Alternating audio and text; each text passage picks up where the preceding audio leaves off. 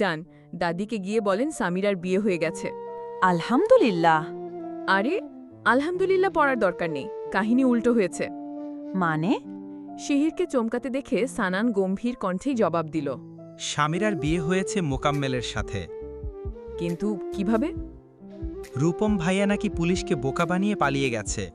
পরে পুলিশ মোকাম্মেলের সাথে সামিরার বিয়ে দিয়ে ঝামেলা মিটিয়ে দিয়েছে। হায় হায়, মোকাম্মিলির তো অনেক বয়স, তাছাড়া আগে। আরে, আপনি গিয়ে এখন দাদিকে বিয়ের খবরটা দিন তো। শেহির দ্রুত কদমে ফিরে যায় দাদি মেহেরুন্নেসার কক্ষে। দাদির কক্ষে অনেক মেয়ে মানুষ রয়েছে বলেই সানান নিজে আসেনি এখানে। বেচারা চুপি চুপি ফিরে গেছে নিজ কক্ষে। শেহিরের মুখে সামিরার অদ্ভুত বিয়ের ঘটনা শুনে দাদি নারাজ হল না মোটেও, উল্টো দীর্ঘশ্বাস ছেড়ে জানিয়ে দিল, বাড়িতে লাট সাবের বেটির মতো থাকতো সামিরায়, বহুত জ্বালাইছে সবাই রে, এইবার ঠেলা খাওক মোকাম্মেলের ঘরে। গধূলির মায়ায় হারিয়ে সাঁঝ ধরা দিয়েছে ভুবানে।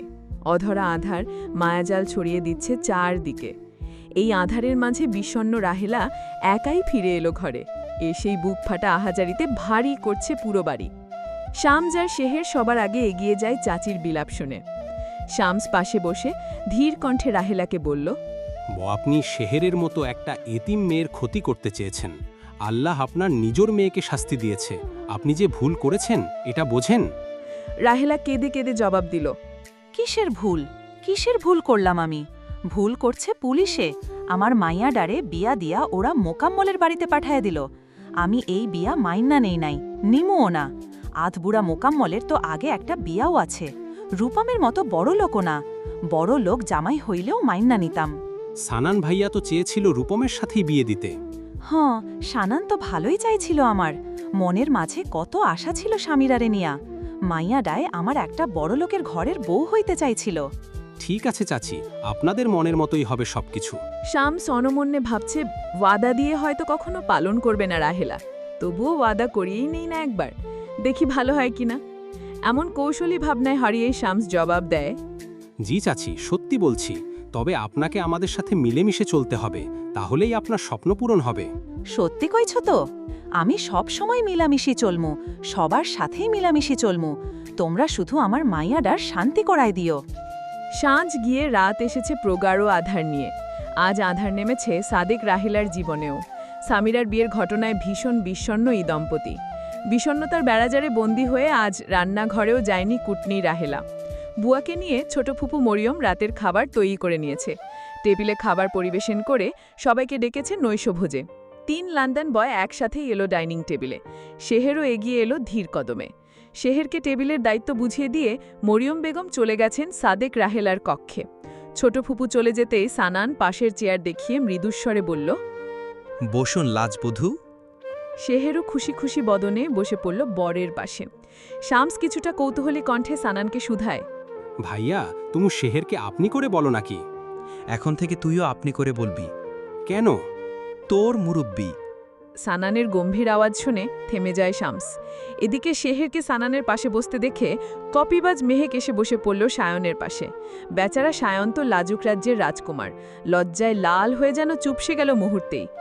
শেহের বরের প্লেটে খাবার তুলে দিতেই কপিবাজ মেহেক চামচ টেনে নিল। বেচারি ঝটপট খাবার তুলে দিল সায়নের প্লেটে। হরমোনাল কিছু সমস্যার কারণে মেহেকের বুদ্ধি বিকাশিত হয়েছে একটু কম। কারণে অকারণে সবকিছুতেই কপি করতে চায় মেয়েটি। মেহেকের স্বভাবের ব্যাপারটি সানানদের অজানা নয়। আজ ডিনারের টেবিলে 2 ভাইয়ের প্লেটে 2 জন নারী খাবার তুলে দিয়েছে পরম যত্নে। বেয়ারা শামস কি চুপ করে বসে থাকবে নাকি? দুষ্ট ছেলেটি অভিমানী সুরে বলল, আমার প্লেটে খাবার তুলে দেওয়ার কেউ নেই কেন রে? শেহের ঈষৎ হেসে খাবার তুলে দেয় দুষ্ট ছেলেটির প্লেটে। শামস অভিমানের পাল্লাকে দ্বিগুণ করে বলল, এসবে চলবেই না আমারও বউ লাগবে, বউ, বুঝছিস শেহের? শেহের ঈষৎ হাসল শামসের লাজহীন কথা শুনে। বেয়ারা ছেলেটি হাসি দেখে জবাব দিল, হাসলেও কাজ হবে না, বউ এনে দিস তাড়াতাড়ি। সানান গলা হাঁকিয়ে ধমক দিল শামসকে, এ তুই তো কারি করবি না তো? বলেছি না শেহেরকে সম্মান দিয়ে কথা বলবি। বুঝছি তো তোমার কষ্ট লাগছে, বিয়ে না করতেই বউ পাগল। সানান জবাব দেয়নি ছোট ভাইকে। উল্টো বউকে কাশি দিতে দেখে 1 গ্লাস পানি এগিয়ে দিল নিজ হাতে। কপিবাজ মেহেক অভিমানী সুরে সায়নকে বলল, এই যে দেখছো, সানান ভাইয়া কিন্তু পানিটাও এগিয়ে দিচ্ছে শেহেরকে। তুমি কিছু এগিয়ে দিচ্ছ না কেন আমায়? ওরা দুজন হাজবেন্ড ওয়াইফ, তুই নজর দিচ্ছিস কেন ওইদিকে? তোর লাজ শরম কবে হবে রে? সায়নকে পাল্টা জবাব দিল মেহেক। লাজ শরম হবে না? এবার তুমি সানান ভাইয়ার মতো করে এক গ্লাস পানি দাও তো আমাকে। হবু বউ অনুরোধ করেছে সবার সম্মুখে, পানি না এগিয়ে দিলে কি হয়? সায়নও এক গ্লাস পানি এগিয়ে দিল। বেয়াক্কেল বদমাইশ কপিবাজ মেয়েটি ঢক ঢক করে পানি খেয়ে আরেক গ্লাস চেয়ে বসল। সায়ন এবার পুরো জগটি সামনে দিয়ে বলল, নে খা এবার। বাদর শামসের মাথায় খেলে গেল এক দুষ্ট বুদ্ধি। তামাশা দেখার গোপন অভিপ্রায়ে ছেলেটি আগুনে ঘি ঢেলে দিল। আরে কি করছো এসব? আমার গার্লফ্রেন্ড কিছু খেতে চাইলে আমি নিজ হাতে খাইয়ে দিতাম। সাথে সাথে কপিবাজ মেহেক অনুরোধ করল সায়নকে। দেখছো শামস ভাইয়া কি বলল? তুমিও নিজ হাতে কিছু একটা খাইয়ে দাও না আমায়। ভীষণ বিরক্তি সুর টেনে সায়ন জবাব দিল, শুধু নিজ হাতে কেন, দে আমি একদম খাবার চিবিয়ে দেই তোকে। তোমাকে কিছু একটা খাইয়ে দিতেই হবে আমাকে, তা না হলে আমি আর কিচ্ছু খাবো না আজকে। যা মোর গিয়ে। দুটোর মধ্যে ঝামেলা পাকাতে পেরে শামস বিজয়ীর হাসি দিল শেহরের পানে চেয়ে। মেহেক তো বসেই আছে অভিমানী ভঙ্গিতে। বেচারা সায়ন উঠে যেতে চাইছিল হবু বউয়ের পাশ থেকে, কিন্তু কনুয়ের গুত্ত লাগে মেয়েটির পোড়া কপালে। শব্দে চোখ থেকে নয়ন অশ্রুসজ্জ্বল হলো মেহেকের। কান্না থামাতে সায়ন আবারও বসে পড়ল সে চেয়ারে। এবার কিন্তু মায়া এসে উকি দিচ্ছে ছেলেটির মনের কোণে। পরম যত্নে সে পুরনো আবদারের এক লোকমা খাবার তুলে দিল মেহেককে। গোগ্রাসে খাবারটুকু গিলেই মহা খুশিতে অস্ত্রসজ্জ্বল মেয়েটি বলে দিল, আই লাভ ইউ। হো হো করে হেসে বলে উঠেছে শামস। একদম পারফেক্ট হয়েছে সায়ন ভাইয়া। তুমি 11 বছর লন্ডন থেকেও লাজুক বাঙালি স্বভাবটা ছাড়তে পারলা না। এবার বউ পাবা একটা ব্রিটিশদের মতো বেশরম। ওদের এসব উল্টাপাল্টা কর্মকাণ্ড দেখে সানাল উঠে যায় টেবিল ছেড়ে। যদিও যমজ ভ্রাতৃদ্বয়ের মাঝে ভীষণ বন্ধুত্বপূর্ণ সম্পর্ক, তবুও সায়নের সাথে হবু বউ মেহেকের হেন দুষ্টুমির মাঝে থাকতে চায়নি সে। পেট পুড়ে খেতেও পারল না ছেলেটি। বেসিন থেকে ফ্রেশ হয়ে বেচারা সানান ফিরে গেল নিজ কক্ষে। এদিকে শামসের উস্কানিতে টেবিলে বসে মেহেক একের পর এক বায়না ধরে যাচ্ছে সায়নের কাছে। আর বিভিন্ন টাইপের কথাবার্তা তো আছেই। সায়নও আর বেশিক্ষণ থাকতে পারল না টেবিলে। কোনো রকম ভোজ শেষ করে উঠে গেল এবার।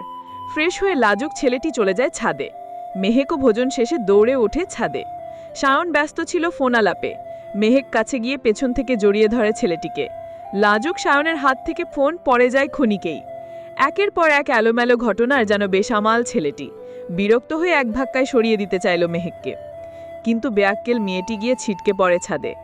এখনও যে ভীষণ মায়া হচ্ছে সায়নের।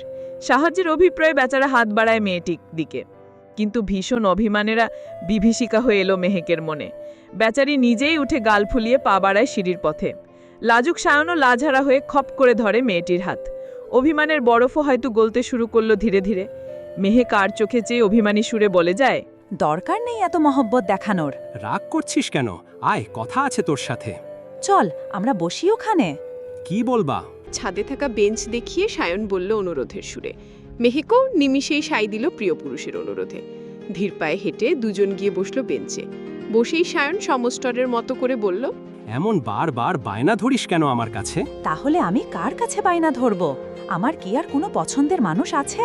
মেহেকের পাল্টা প্রশ্নে নীরব হয়ে গেল সায়ন। ছেলেটি আনমনে ভাবছে, মেহেকের শূন্য হৃদয় হয়তো পুরুষের ভালোবাসা পাওয়ার এক সীমাহীন আকাঙ্ক্ষা ছিল, তাই এভাবে আবদারি হয়েছে আমার সাথে। এমন ভেবে কোনো রকম প্রতিবাদ না করেই সায়ন সম্মোহনী সুরে বলল, ঠিক আছে বায়না ধরিস, সমস্যা নেই, কিন্তু যখন তখন আমায় এভাবে জড়িয়ে ধরিস না তো। আমাদের বিয়ের পরেই করিস এসব। আমি কিন্তু এখনো তোর মামাতো ভাই। কিসের মামাতো ভাই? হ্যাঁ, কেমন করে মেহেক আই লাভ ইউ বলে দৌড় দিল সিঁড়ির দিকে। বেচারা লাজুক ডাক্তার আনমনে গালি দিচ্ছে। হিস, জিকির শুরু করেছে, I love you, I love you. এখনই সব বলে ফেললে বিয়ের পরে কি বলবে? গালি দিল, পরক্ষণেই ভাবছে মেহেকের হরমোনাল ট্রিটমেন্ট করাতে হবে লন্ডন নিয়ে, তাহলেই এলোমেলো স্বভাবগুলো ঠিক হয়ে যাবে ধীরে ধীরে। খুব ছোটবেলায় বিষধর সাপ কামড় দেয় মেয়েটিকে। ঠিক 2 দিন পরে হঠাৎ কুকুরের কামড় খেয়ে বসে। তখন একটি কুকুর কামড় দেওয়ার পরে আরও কয়েকটি দৌড়ে এগিয়ে আসে কামড়াতে। দিশেহারা বাচ্চা মেয়েটি সেদিন ভয় লাফিয়ে পড়েছিল পুকুরে। সাঁতার জানত না তখনও। গভীর পুকুরেই তলিয়ে যায় কয়েক মিনিটের মাথায়। যখন খুঁজে পাওয়া যায় তখন ছোট্ট প্রাণটি চেতনাহীন, জীবন মৃত্যুর এক নিষ্ঠুর সন্ধিক্ষণে। সাপে কামড়ের রানিং ট্রিটমেন্টের সাথে কুকুরের কামড়ের জন্য ট্রিটমেন্টও করাতে হয়। আরও যুক্ত হয় পানিতে ডুবে যাওয়া পরবর্তী কিছু ট্রিটমেন্ট। ছোট্ট শরীরে একসাথে এত ট্রিটমেন্ট নিতে গিয়ে ভুল হয়ে যায়। সেই থেকে হরমোনাল প্রবলেমও শুরু। লেখাপড়ায় মনোযোগী হলেও মাঝে মাঝে ক্রিটিক্যাল সিচুয়েশনে সিদ্ধান্ত নিতে পারে না। হয় নাছোড় বান্ধার ন্যায় আচরণ করে, না হয় কাউকে কপি করে বসে। আর বাবা মায়ের অতিরিক্ত আদরও আছে। বেশি আদর পেয়ে কিছুটা বাদর হয়ে গেছে স্বভাবে। যখন তখন বায়না ধরতে পছন্দ করে। অদ্ভুত সব বায়না। এইসব বায়নার ব্যাপারে কিছুটা নাছোড় বান্ধাও। মেহেকের না হয় হরমোনাল সমস্যার কারণে বুদ্ধিশুদ্ধি একটু কম, কিন্তু সায়ন যে কেন এত লাজুক ব্যাপারটা মেহেককে বড্ড ভাবায়। ডাক্তার হয়েও একজন লোক কি করে এত লাজুক হলো? নিশ্চয়ই কোনো ঘটনা রয়েছে লুকায়িত গোপনে। রাতের আধার পেরিয়ে ভোর এলো নতুন গান নিয়ে। আজ খুব ভোরে শয্যা ত্যাগ করলো সানান। ফ্রেশ হয়ে যাত্রা করেছে মৃত বন্ধুর বাড়ির পথে। দ্বিপ্রহর পর্যন্ত সেখানেই থাকলো ছেলেটি। বন্ধুর বাবা মাকে সান্ত্বনা দিয়ে দ্বিপ্রহর শেষে যাত্রা করলো ঘরে ফেরার তরে। ফেরার পথে বউয়ের জন্য শাড়ি আর 3 পিস কিনলো সানান। শপিং শেষে গাড়িতে উঠে আবারও যাত্রা করে মফস্বলের এই বাড়িটির টানে। এদিকে আজ সকালে মেহেকরা ফিরে গেছে নিজ বাড়িতে। হবুবু ফিরে গেলে সায়নের মন কাঁধে চুপি সারে। ভাইয়ের মনটাকে পড়তে পেরেছিল দুষ্ট শামস। তাই তো দুঃখ ঘুচাতে বিকেলে ভাইকে নিয়ে চলে গেল স্থানীয় বাজারে। বাবা মা লন্ডন থেকে এ সপ্তাহে ফিরবে দেশে। দু ভাই মিলে প্রয়োজনীয় জিনিস কিনছে বাবা মায়ের জন্য। ক্লান্ত সানান পরিশ্রান্ত দেহে বাড়ি ফেরে সাঁঝে। এসেই বইয়ের হাতে পোশাকগুলো দিয়ে শরীর এলিয়ে দেয় বিছানায়। কখন যে পাড়ি দিয়েছে ঘুমপুরিতে হুঁশও নেই ক্লান্ত ছেলেটির। খানিক বাদে চুপি চুপি শেহের আসে স্বামীর কক্ষে। এসেই ধাক্কা দিয়ে এক নাগারে ডাকতে থাকে, এই উঠুন উঠুন, দাদির প্রেশার মাপা হয়নি আজ। আমি খুব ক্লান্ত লাজবধূ। আরে একটু এসে মেপে যান না। ওহ, একটু ঘুমোতে দিন না লাজবধূ। আরে দাদি ডাকছে তো। ডাকুক গিয়ে। আরে দাদি ডাকছে তো। শেহের কানের মধ্যে নখ দিয়ে সুরসুরি দিয়ে বলল, দাদি যা অস্থির, শুধু ডাকতেই থাকবে, ঘুমোতেই দেবে না আপনাকে। আমায় একটু ঘুমোতে দিন তো এখন। গিয়ে বলুন আমি প্রেশার মাপতে জানি না। কেমন ডাক্তার আপনি, প্রেশারটাও মাপতে জানেন না? ওহ আচ্ছা, এক কাজ করেন আপনি, রুমের দরজাটা আটকে দিন তো। কেন? গিফট আছে আপনার জন্য। শেহের আনমনে ভাবছে ড্রেস তো কিনেই এনেছে, মনে হয় আরো কিছু গিফট এনেছে। এমন খুশি খুশি ভাবনার ছন্দে হারিয়ে মেয়েটি দরজা আটকে দেয় তড়িঘড়ি করে। দ্রুত পায়ে হাস্যজ্জ্বল বদনে এসে দাঁড়ায় বড় শিরানের পাশে। বেচারা সানান একটানে বুকে শুইয়ে দিল লাজবধূকে। বড়মশাইয়ের আচানক কেমন কাণ্ডে শেহেরের ভাবনারা ভয় পালালো লাজে। হৃদয়টি উত্তাল হলো রোমাঞ্চ শুরুর রোমাঞ্চিত অনুভূতিতে। বড়মশাই পাশে শুয়ে দিয়ে আলিঙ্গন করলো শয্যাশায়ী বউকে। ঠোঁটের কাছে ঠোঁট এনে দুষ্টু হেসে প্রশ্ন করে, আমার ঘুম ভাঙালেন কেন? এই প্রথমবার হৃদয়ের খুব কাছাকাছি এলো দুজন। শেহের ওড়না দিয়ে বদন ঠেকে নিল নয় নয় খুশির রঙিন লাজে। লাজবধূর বদন থেকে লাজারে ঘুমটা সরিয়ে সানান দুষ্টু সরে শুধায়, এই কি যেন করতে হবে আমায়? শেহের লাজরাঙা সরে মিনমিনিয়ে জবাব দিল, দাদির প্রেশার মাপতে হবে। আমি তো এখন আপনার প্রেশারটাই মাপতে চাই। আমার কি প্রেশার আছে নাকি? প্রেশার না থাকলে আমার ঘুমটাকে পেরেশান করলেন কেন? এই আপনার পেরেশানি নিয়ে দূরে সরেন তো আপনি। আগে বউয়ের প্রেশারটা মেপে নেই, ডাক্তারি করেই না হয় সরে যাব দূরে। ধুর কি যে বলেন। ওদের এই হৃদয়জোর আলাপনের মাঝেই দাদি উচ্চস্বরে ডাকলো শেহেরকে। হৃদয় তো আজ এসে গেছে হৃদয়ের খুব কাছে। এ যেন ভুর ভালোবাসায় হারাবার এক মধু লগন। কিন্তু দাদির ঘন ঘন পিছুটাকে সরে যেতে হবে দূরে। অজানা ভালোবাসা নতুন আশায় সানান দুটো চুমু এঁকে দেয় লাজবধূর লাজরাঙা গালে। দাদিতে ওনার ডেকেই যাচ্ছে পাশের কক্ষ থেকে। বউকে ছেড়ে দুষ্টু হেসে সানান বেচারা ডাক্তার সরে যায় পাশে। শেহের লাজুক বদনে উঠে পা বাড়ালো কক্ষদ্বারের প্রাণে। কক্ষ ত্যাগের আগে আর চোখে চেয়ে অভিমানী সুরে বলে গেল, বউকে আপনি আপনি করে ডাকে, আবার আসে ঢং করতে।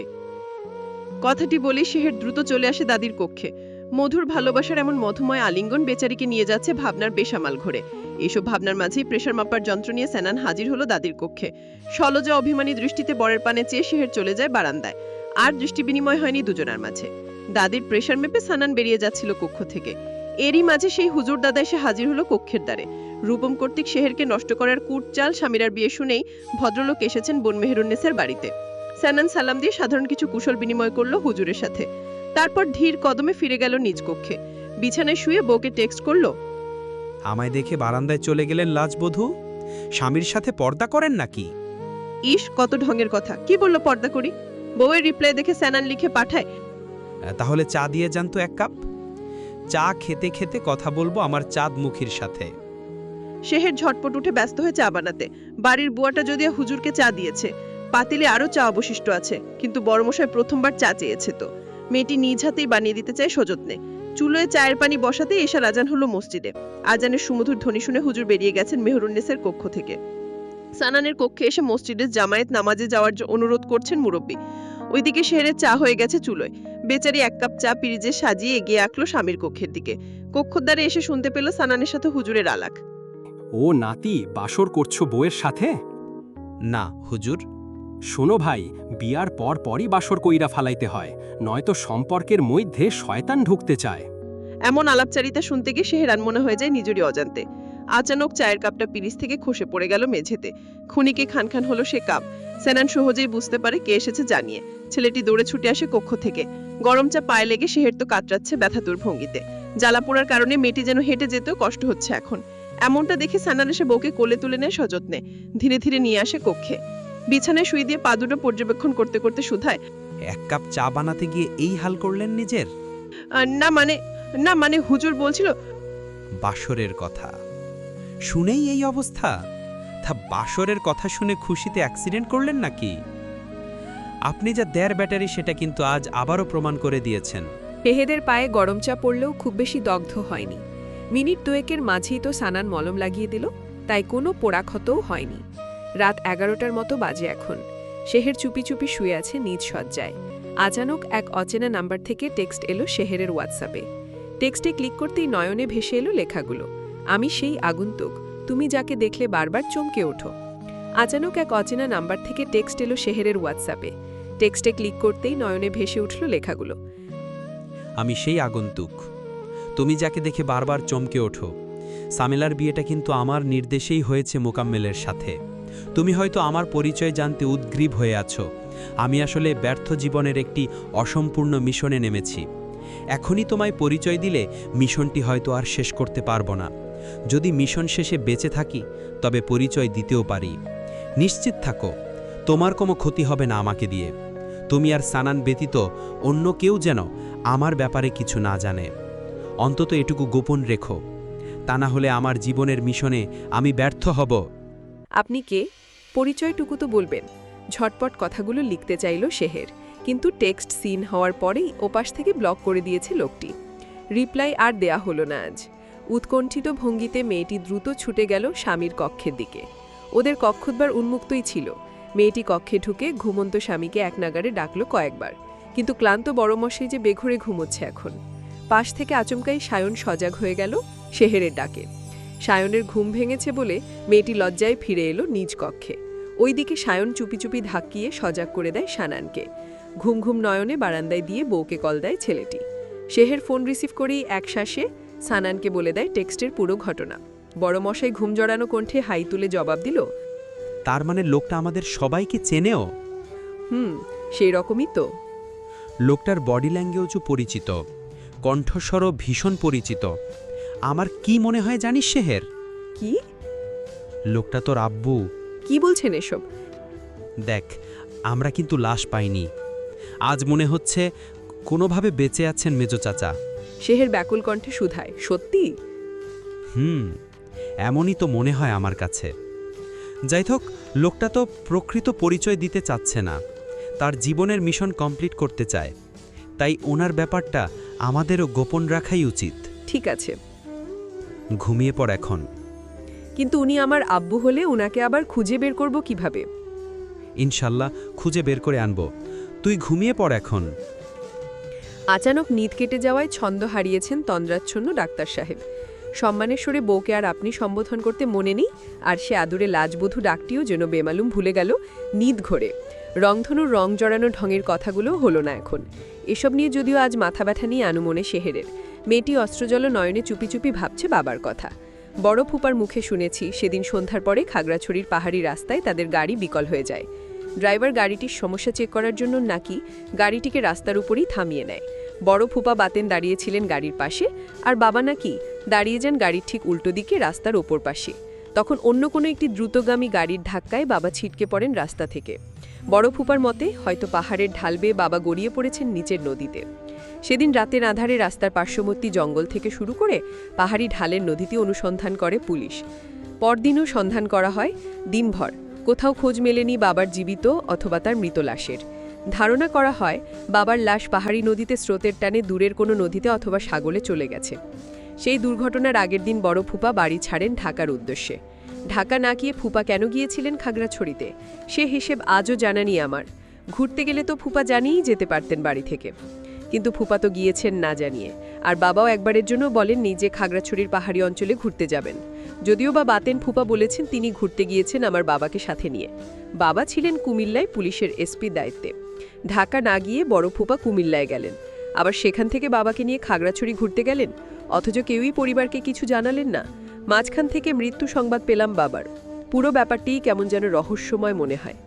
এইসব বিরোহী ভাবনার দোলাচলে দুলে শেহের চুপি চুপি চলে যায় ঘুমপুরিতে। ঘুম ঘরে দেখল এক নিদারুণ স্বপ্ন। বাবা ফিরে এসেছে গোপনে, হাত বাড়িয়ে ডাকছে তাকে কাছে, কিন্তু কাছে যাবার আগে নিজেই সরে যাচ্ছে দূরে, বহু দূরে। বাবার পিছু নিতে গিয়ে নিদি কেটে গেল শেহেরের, স্বপ্নও ভেঙে গেল ধোকা দিয়ে। বাবাকে ভেবে আখি জলে কিছুক্ষণ বদন ভেসেছে মেয়েটির। খানিক বাদেই আবার পাড়ি দিল ঘুমপুরিতে। ঘণ্টাখানিক পরে এক অদ্ভুত চিৎকারে নিদ কেটে গেল শেহেরের। এ আওয়াজ বেশ পরিচিত। সময় অসময় কোথা থেকে যেন এক পাগলি আসে এলাকায়। এই চিৎকার সেই পাগলিটারই। জোরে জোরে আঘাত করছে শেহেরের বাতায়নে। বুড়ি বুড়ি মেহেরুন্নেসা, শোন, বহু বছর আগে হারিয়ে যাওয়া বুকের ধন ফিরে পাবি শীঘ্রই। শেহেরের বাতায়ন থেকে পাগলির আওয়াজ দূরে সরে যাচ্ছে ধীরে ধীরে। শয্যা ছেড়ে ব্যাকুল চিত্তে দৌড়ে এসে বাতায়নে দাঁড়ালো মেয়েটি। হ্যাঁ, পাগলিটাই তো। হনহনিয়ে ফিরেও যাচ্ছে বাড়ির পেছন দিক দিয়ে।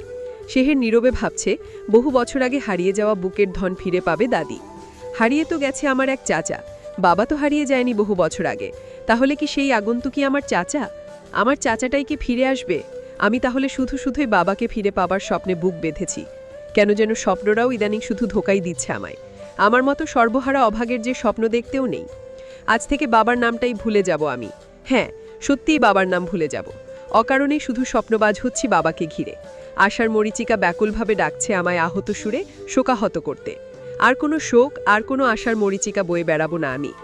এসব বৈরী ভাবনার ঘোরে হারিয়ে বিষণ্ণ মেয়েটি এসে গা এলিয়ে দিল বিছানায়।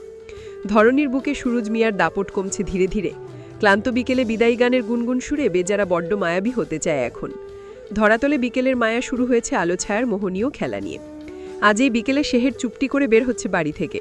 মেয়েটির পরনে বরের দেয়া বাহারি নতুন ড্রেস। সানান ওয়াশরুম থেকে ফিরে দেখতে পায় লাজবধূ বেরিয়ে যাচ্ছে ঘর ছেড়ে। বউকে পিছু ডেকে ছেলেটি কৌতূহলী কণ্ঠে শুধায়, কোথায় যাচ্ছেন লাজবধূ? পাশের বাড়ির এক ম্যাডামের কাছে ইংরেজি প্রাইভেট পড়তো সামিরা। ম্যাডাম ওনার পাওনা টাকাটা চেয়েছে। চাচি রূপম ভাইয়াদের বাড়িতে গেছে তো, ওই প্রাইভেটের টাকাটা আমায় এখন দিয়ে আসতে বলেছে। দাঁড়ান, আমিও যাব আপনার সাথে। শেহের চুপটি করে দাঁড়িয়ে রয় স্বামীর অনুরোধে। সানান মোবাইল আর ওয়ালেট নিয়ে ঘরের পোশাকেই এগিয়ে আসে বউয়ের কাছে। উঠোন পাড়ি দিতে দিতে মুগ্ধ নয়নে চেয়ে বলল, আপনাকে কিন্তু খুব সুন্দর লাগছে লাজবধূ। আপনার পছন্দ করা পোশাক পরেছি তো? হারে, বউটাই তো আমার ভীষণ পছন্দের। শেহের আনত শিরে লাজুক হাসে বরের মন ভুলানো কথা শুনে। বর বেচারাও হারায় বউয়ের নয়ন জোড়ানো হাসির জাদুতে। এসব খুশির আবেশেই বাড়ির গেট পেরিয়ে গেছে ওরা। সানান ধীর কণ্ঠে বউকে শুধায়, কিছু বলছেন না যে? হঠাৎ লাজে লাজুক হয়ে কথাটা হারিয়ে গেল মেয়েটির মন ছড়ি থেকে। ভেবে তো পাচ্ছে না কি বলবে এখন, কিন্তু কিছু যে বলতেই হবে এই খুশি খুশি আলাপের লগনে। কথা খুঁজে না পেয়ে মেয়েটি ঈষৎ হেসে বলল, আজকের বিকালটা খুব মায়াবী না? ঠিক আমার লাজবধূর মতো মায়াবী। মায়া হয়ে চুপি চুপি আসবে কাছে, খানিক বাদেই ঢেকে যাবে ঘোমটা পড়া আধারের লাজে। কি যে বলেন!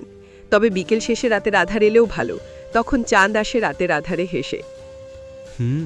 চুপি চুপি চাঁদ হারায় আধার রাতে, আমিও হারাবো আমার লাজবোধন লাজে। এরই মাঝে গতিপথ থমকে গেল দুজনের। সে ম্যাডামের বাড়ির সামনে চলে এসেছে ওরা। শেহের ঈষৎ হেসে আহ্লাদি কণ্ঠা বলল, আপনি এখানে একটু দাঁড়ান, আমি ভিতর গিয়ে টাকাটা দিয়ে আসি।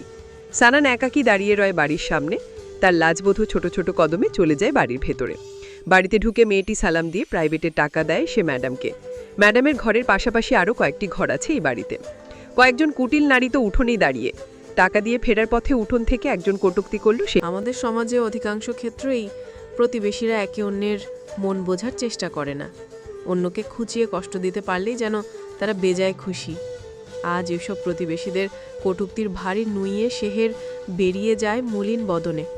বিষণ্ণ মনে মলিন বদনে ধীরে ধীরে ফিরে আসে বরের কাছে। বউকে বিষণ্ণ দেখে সানান শুধায়, কি হলো লাজবধূ? কিচ্ছু না। মুড অফ কেন? প্রতিবেশীদের এসব কটূক্তির বিষয় মেয়েটি শেয়ার করতে চায় না স্বামীর সাথে, তাই নিমেষেই মিথ্যে জবাব দিয়ে দিল, মুড অফ কিছু মেইলি আলাপের কারণে। বউয়ের নিকট থেকে মেইলি আলাপ শোনার মতো ঘনিষ্ঠতা এখনো তৈরি হয়নি সানানের, তাই এমন আলাপের কথা শুনে সহজেই ছেলেটি বলল। হো সরি। শেহের ঈষৎ মৌন বদন নিয়ে দাঁড়িয়ে আছে বরের সম্মুখে। বউয়ের জন্য ধীরে ধীরে গভীর মায়া তৈরি হচ্ছে সানানের হৃদয় গহীনে। এই ক্ষণিকের মৌনতাও যেন আজ কষ্ট দিচ্ছে ছেলেটিকে। স্ত্রীর মৌনতাকে বিদায় করতে সানান ধীর কণ্ঠে বলল, চলুন না কোথাও ঘুরে আসি। ঘুরতে যাবার মুড নেই, তবে আপনাকে আমার গার্লস হাই স্কুল দেখাতে নিয়ে যেতে পারি, কারণ স্কুলটা সামনেই। তো চলুন। ঠিক আছে। দুজন ধীর পায়ে হেঁটে যাচ্ছে চুপটি করে। আলাপ নেই দুজনার। নির্বাক বদনে চেয়ে সানান গম্ভীর কণ্ঠে বলল, জানেন, বউ নিয়ে আমার একটি ইচ্ছে আছে। কি? আধার নাতে একটি ডিগবাজি দিব পাড়ার মাঠে গিয়ে। এটা একটা ইচ্ছা হলো, শেহের ঠোঁট বেঁকিয়ে জবাব দিল। ওকে, বাদ দিলাম এই ইচ্ছে। তাহলে শীতের রাতে বউ নিয়ে সাঁতার কাটবো পাশের নদীতে। ফ্রিজ হতে ইচ্ছে করে? এটাও বাদ দিলাম। আরেকটা বলি তাহলে, আধার রাতে বউ নিয়ে তাল গাছে উঠে পানি তাল খাবো। তাল গাছে ওঠাও তো সহজ নাকি? পাগল হয়েছেন? থাক, তাহলে অন্য একটা ইচ্ছের কথা বলি। নারিকেল গাছের মাথায় উঠে দুজনে ডাব খাবো একসাথে। সহজ কোনো ইচ্ছে নেই আপনার? আছে তো। কি? বৃষ্টির মধ্যে হাডুডু খেলবো বউয়ের সাথে। এতক্ষণে হুঁশে এসেছে শেহের। খিলখিলিয়ে হেসে বাঁকা চোখে চেয়ে বলল, আপনি ফাজলামো শুরু করছেন আমার সাথে? তাহলে মন মরা হয়ে আছেন কেন? সানান বারটা জবাব দিল, মুখ টিপে হেসে। তার জন্য এভাবে ফাজলামো করবেন? আমি তো প্রথমে ভেবেছিলাম সত্যি স্বপ্নের কথা বলছেন আপনি। মিষ্টি মধুর আলাপচারিতায় দুজন চলে আসে স্থানীয় গার্লস স্কুলের সামনে। শেহেরের কৈশোরের স্বপ্নজড়িত হাই স্কুল এটি। অসীম উৎসাহের ধারাধারা ছন্দে হারিয়ে শেহের বলে ওঠে, আমার স্কুলটা অনেক বড় না? গম্ভীর কণ্ঠে জবাব দিল সানান। শেহের আরও কিছু বলতে যাচ্ছিল খুশি খুশি ছন্দে দুলে, কিন্তু তাকিয়ে দেখে স্কুলের দেওয়ালে লিখিত রয়েছে, এই স্কুলে শিক্ষা নেওয়া সব সুন্দরী বান্দরী তরুলতা আর তন্নি, ওরা সবাই চুন্নি, প্রেম করে হালি হালি, ছ্যাক খায় খালি খালি। প্রচারে স্থানীয় যুব কিশোর সংঘ। কৈশোরের স্কুলটি দেখাতে এসেও এমন বিচিত্র বিড়ম্বনায় পড়তে হবে কে জানত? সাধারণত গার্লস স্কুলের উপরে ক্ষোভ থাকে স্থানীয় ছ্যাঁকা খাওয়া কিশোর যুবাদের। স্কুলের মেয়েদের নিকট থেকে ছ্যাঁকা খেয়ে ওরা দেওয়ালে লিখে রাখে মনের গোপন ক্ষোভের কথা। তাই বলে শেহেরের খুশির ক্ষণেই এই লেখাগুলো সামনে আসতে হবে? খুশি খুশি ক্ষণটাকেও আজ মরিচিকার মতো মনে হচ্ছে মেয়েটির। নিজের স্কুলের মেয়েদের চরিত্রের বদনামি কেন হতে হবে স্বামীর সামনে? বেচারির মান সম্মান আর কিছুই রাখল না স্কুলগুলো। সানান বউয়ের মুড বুঝে ধীর কণ্ঠে বলল, চলুন বাড়ি ফিরে যাই। দুজনই ধীর কদমে যাত্রা করল বাড়ির পথে। স্কুল দেখাতে এলেই যত সব অদ্ভুত ঘটনা ঘটে শেহেরের সাথে। মনে হয় যেন খারাপ স্কুলে পড়েছে মেয়েটি। বেচারি অনমনে নিজেকে কুফা বলে গালি দিচ্ছে শতবার। আলাপও করছে না বরের সাথে। নির্বাক হেঁটে কিছু দূর আসার পরে দেখা হলো এক বাদামওয়ালার সাথে। লোকটি বাদাম দেখিয়ে গলা হাঁকিয়ে বলল, সুনামগঞ্জের বাদাম স্যার লইবেন? সুনামগঞ্জ আর মাদারীপুরের সুস্বাদু বাদামের সুনাম পুরো দেশ জুড়ে। সানানেরও অজানা নয় এসব। দেশে থাকতে কত খেয়েছে এসব এলাকার বাদাম। আজও বউকে দাঁড় করিয়ে প্রফুল্ল চিত্তে ছেলেটি বাদাম কিনল কাগজে ঠোঙা ভর্তি করে। বাড়িটিও এখান থেকে খুব বেশি দূরে নয়। গুটি গুটি পায়ে দুজন ফিরে এলো মিনিট দুয়েকের মাঝে। গেটে ঢুকেই শেহের পুকুর পাড়ে রশি থেকে কাপড় চুপড় আনতে চলে যায়। বাদাম হাতে সানান ফিরে আসে ঘরে। কাপড় নিয়ে মেয়েটি ঘরে ফিরতেই গলা ছেড়ে ডাকল সানান, লাজবধূ, লাজবধূ, একটা বাটি নিয়ে আসেন তো। হুট করে বাদামের প্যাকেট ছিঁড়ে যাওয়ায় বউকে বাটি আনার আদেশ করেছে ছেলেটি, কিন্তু বাটির পরিবর্তে শেহের হাজির হলো হাতে একটি বটি নিয়ে। মেজাজের পারদ উঁচিয়ে সানান বলল, আরে দেড় ব্যাটারি, কোপাতে চলে এসেছিস নাকি আমায়? আপনি না বললেন বটি আনতে? আমি বাটি চেয়েছি বাদাম রাখার জন্য। ও সরি। হয়েছে, বস এখানে। হাতে বটি নিয়ে শেহের পাশে বসল চুপটি করে।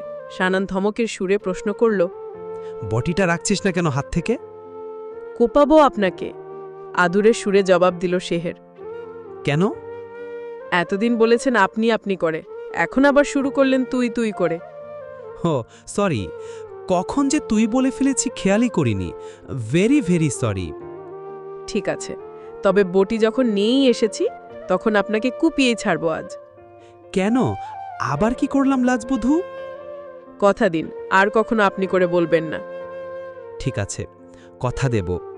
আপনি বটি রেখে নিন তো এবার। শেহের সাবধানে বটি রেখে দেয় খাটের নিচে। সানান খোসা ছাড়ানো কিছু বাদাম বউয়ের হাতে দিয়ে বলল, এখন থেকে তুমি করেই বলবো, তবে একটি শর্ত পূরণ করতে হবে আপনাকে। কি? কাঁধে হাত দিয়ে বউয়ের কানের কাছে মুখ এনে শেহের ফিসফিস করে বলল, যদি একটি লিপ কিস দিতে পারেন তাহলে এখন থেকে তুমি করে বলবো। এমন কথায় এক নই নই লাজ এসে আচানক ঘিরে ধরল মেয়েটিকে। কিছু অদৃশ্য রঙিন স্বপ্ন এসে উকি দিল নয়ন কোণে, কিন্তু হৃদয় তো আছে লাজের পর্দায় ঘিরে লাজুক হয়ে। স্বপ্নীল ভাবনার বর্ণিল ঘোরে যদিও মন হারিয়ে যেতে চায় চুপিসারে, তবু লাজই আসে সে হারাবার পথে বাধা হয়ে। বউয়ের এমন বর্ণিল ভাবনার ছন্দময় দোলার মাঝে সানান নিজের সাথে বউকে চেপে ধরে বলল, কি দেবেন না লিপ কিস? বউ বেচারি লাজরাঙা ঢঙে শির নত করল চুপটি করে। পরমাদরে সানান চুমু খেতে যাচ্ছিল বউয়ের কপলে। এরই মাঝে কলিং বেলের আওয়াজ হলো ঘরের দোরে। চাচি রাহেলার গলার আওয়াজও এলো জোরে সোরে। শেহের লাফিয়ে উঠেছে চাচিকে দ্বার খুলে দেবার তরে। খাটের নিচ থেকে বটি নিয়েই বেরিয়ে যাচ্ছে মেয়েটি। সানান পিছু ডেকে দুষ্টস্বরে বলল, শুনুন, দরজা খুলে এসে লিপ কিসটা দিয়ে যাবেন কিন্তু। চঞ্চলা লাজুক মেয়েটি এবার প্রতিবাদ করল জোরে সোরে, বেশি বদমাইশি করলে লিপ কিস নয়, বটি দিয়ে এক কোপ দিয়ে দেব আপনার লিপে। হ্যাঁ, কপি দিন, তবে বটি দিয়ে নয়, আপনার দাঁত দিয়ে। ধুর বলে শেহের দৌড়ে চলে গেল বাইরে।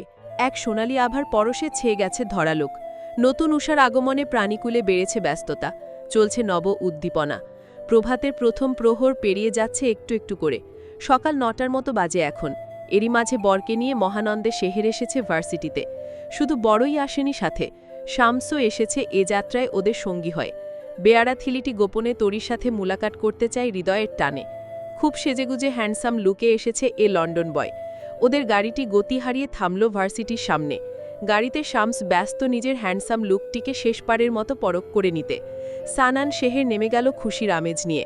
গেটের নিকট এগিয়ে আসতেই দুজন চমকে গেল হঠাৎ আসা এক নতুন আবেশে। ওদের সামনে দিয়েই দ্রুত হেঁটে যাচ্ছে সে আগন্তুক। সানান দৌড় ছুটালো সে লোকের পিছু পিছু। শেহেরও দৌড়াচ্ছে স্বামীকে অনুসরণ করে। লোকটিও না দ্রুত উঠে গেল নিজ গাড়িতে, কিন্তু গাড়ির দরজাটি আর আটকানো সম্ভব হয়নি ভদ্রলোকের। সানান চেপে ধরেছে দরজা শক্ত হাতে। শেহেরও হাঁপাতে হাঁপাতে চলে এসেছে কাছে। দুজনকে এভাবে বেপরোয়া হতে দেখে আগন্তুক গাড়ি স্টার্ট করল না আর।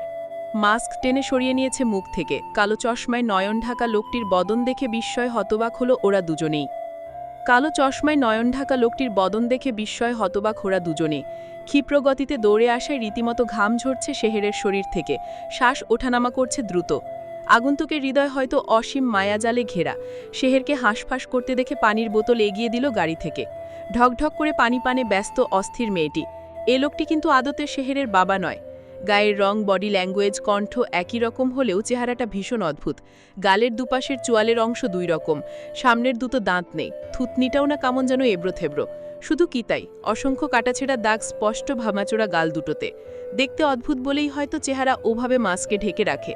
শেহের যখন পানি পানে ব্যস্ত তখনই সানান কৌতূহলী কণ্ঠে প্রশ্ন করল আগন্তুককে, কে আপনি? তোমাদের কেউ নই।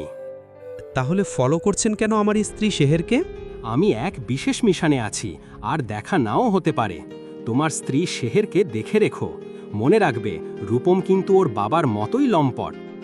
আগন্তুকের কথা শুনে সানান শেহের ভ্রুকুচকে দৃষ্টি বিনিময় করে পরস্পরের সাথে। শামসও রয়েছে এখানে। রূপম কিংবা বাতেনের লাম্পটের কোনো ঘটনা ওরা কেউ কখনো শোনেনি আগে। এ আগন্তুক কেন লম্পট তকমা দিচ্ছে ওদেরকে? ক্ষণিকের ভাবনার মাঝেই গাড়ি চলতে শুরু করে লোকটির। ওদের কেন যেন মনে হলো লোকটি রূপমদের কথা বলে বোকা বানিয়ে চলে যেতে চাচ্ছে। এবার শামস দৌড়ে গিয়ে পেছন থেকে লাফিয়ে উঠে গাড়ির ওপরে উপুর হয়ে শুয়ে আঁকড়ে থাকে চলন্ত গাড়িটিতে। কারণ লোকটি বলেছে আর দেখা নাও হতে পারে, তাই ওনার সম্পর্কে চূড়ান্তভাবে জানতে চায় এখনই। শামস ওপরে থাকায় ড্রাইভার গাড়ির হার্ড ব্রেক কষে। গতিশীল গাড়িটি থমকে যায় নিমিষেই। বিরাট বিপদ থেকেই যেন একটুর জন্য বেঁচে গেল শামস। আগেই তড়াক করে লাফিয়ে নেমে গিয়েছিল ওপর থেকে।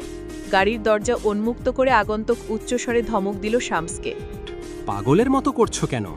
এই আওয়াজটা ঠিক শেহেরের বাবার আওয়াজের নয় অনুভূত হলো। আওয়াজ গিয়ে বিঁধল সম্মুখে এগিয়ে আসা মেয়েটির বুকে। আচানক চমকে যায় চঞ্চলা মেয়েটি। ওরা তিনজনই এখন এখানে। শেহের বিনয়ের সহিত অনুরোধ করে বলল, আপনার পরিচয়টা একটু বলুন না প্লিজ। গত রাতে টেক্সট করে বুঝিয়ে দিয়েছি। শেহের চুপসে গেছে আগন্তুকের ক্ষুরোধার গম্ভীর জবাবে। লোকটিকে কিছুটা রহস্যময় মনে হচ্ছে ওদের কাছে, ঠিক গোয়েন্দাদের মতোই। সানান ভাবছে এই রহস্যময় মানব তো অনেক দিন ধরেই শেহেরকে ফলো করছে। এই কয়েকদিনে আমাদের সাথে ঘটে গেছে অনেক কিছু। যেদিন আমাদের বিয়ে হয় সেদিনও লোকটি ফলো করে শেহেরকে। কি জানে ওই দিনের ঘটনার কিছু? এইসব ভাবনা ভেবে সানান মনোযোগ আকর্ষণ করল আগন্তুকের। শুনুন, আপনি তো বহুদিন ধরে আমার স্ত্রীকে অনুসরণ করছেন। আমার প্রশ্নের সত্যিকার জবাব দেবেন প্লিজ। কি প্রশ্ন? আগেই বলেছি আমি একটি বিশেষ মিশনে আছি। কেন ফলো করছেন আমার স্ত্রীকে? মিশন কমপ্লিট করার পরে বলবো। সে মিশনের সাথে আমার স্ত্রীকে ফলো করার সম্পর্ক কি? সম্ভব না। আমি যদি আপনাকে পুলিশে দেই? আমি তাহলে আসি।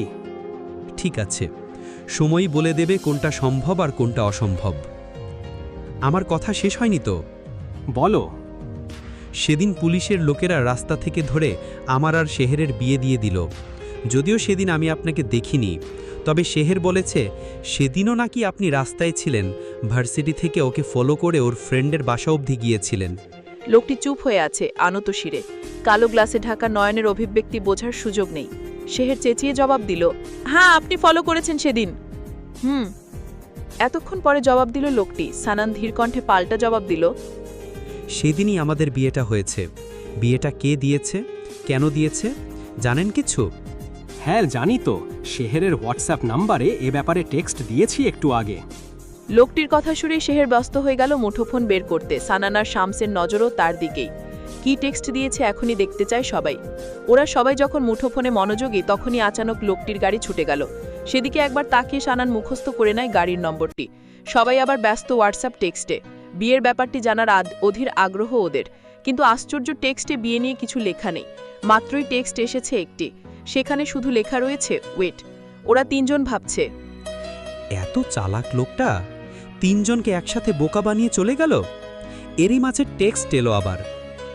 আমি তো বলেছি পরিচয় দিতে পারবো না, তারপরেও বড্ড বেশি কৌতূহলী তোমরা। আর দেখা হবে না তোমাদের সাথে।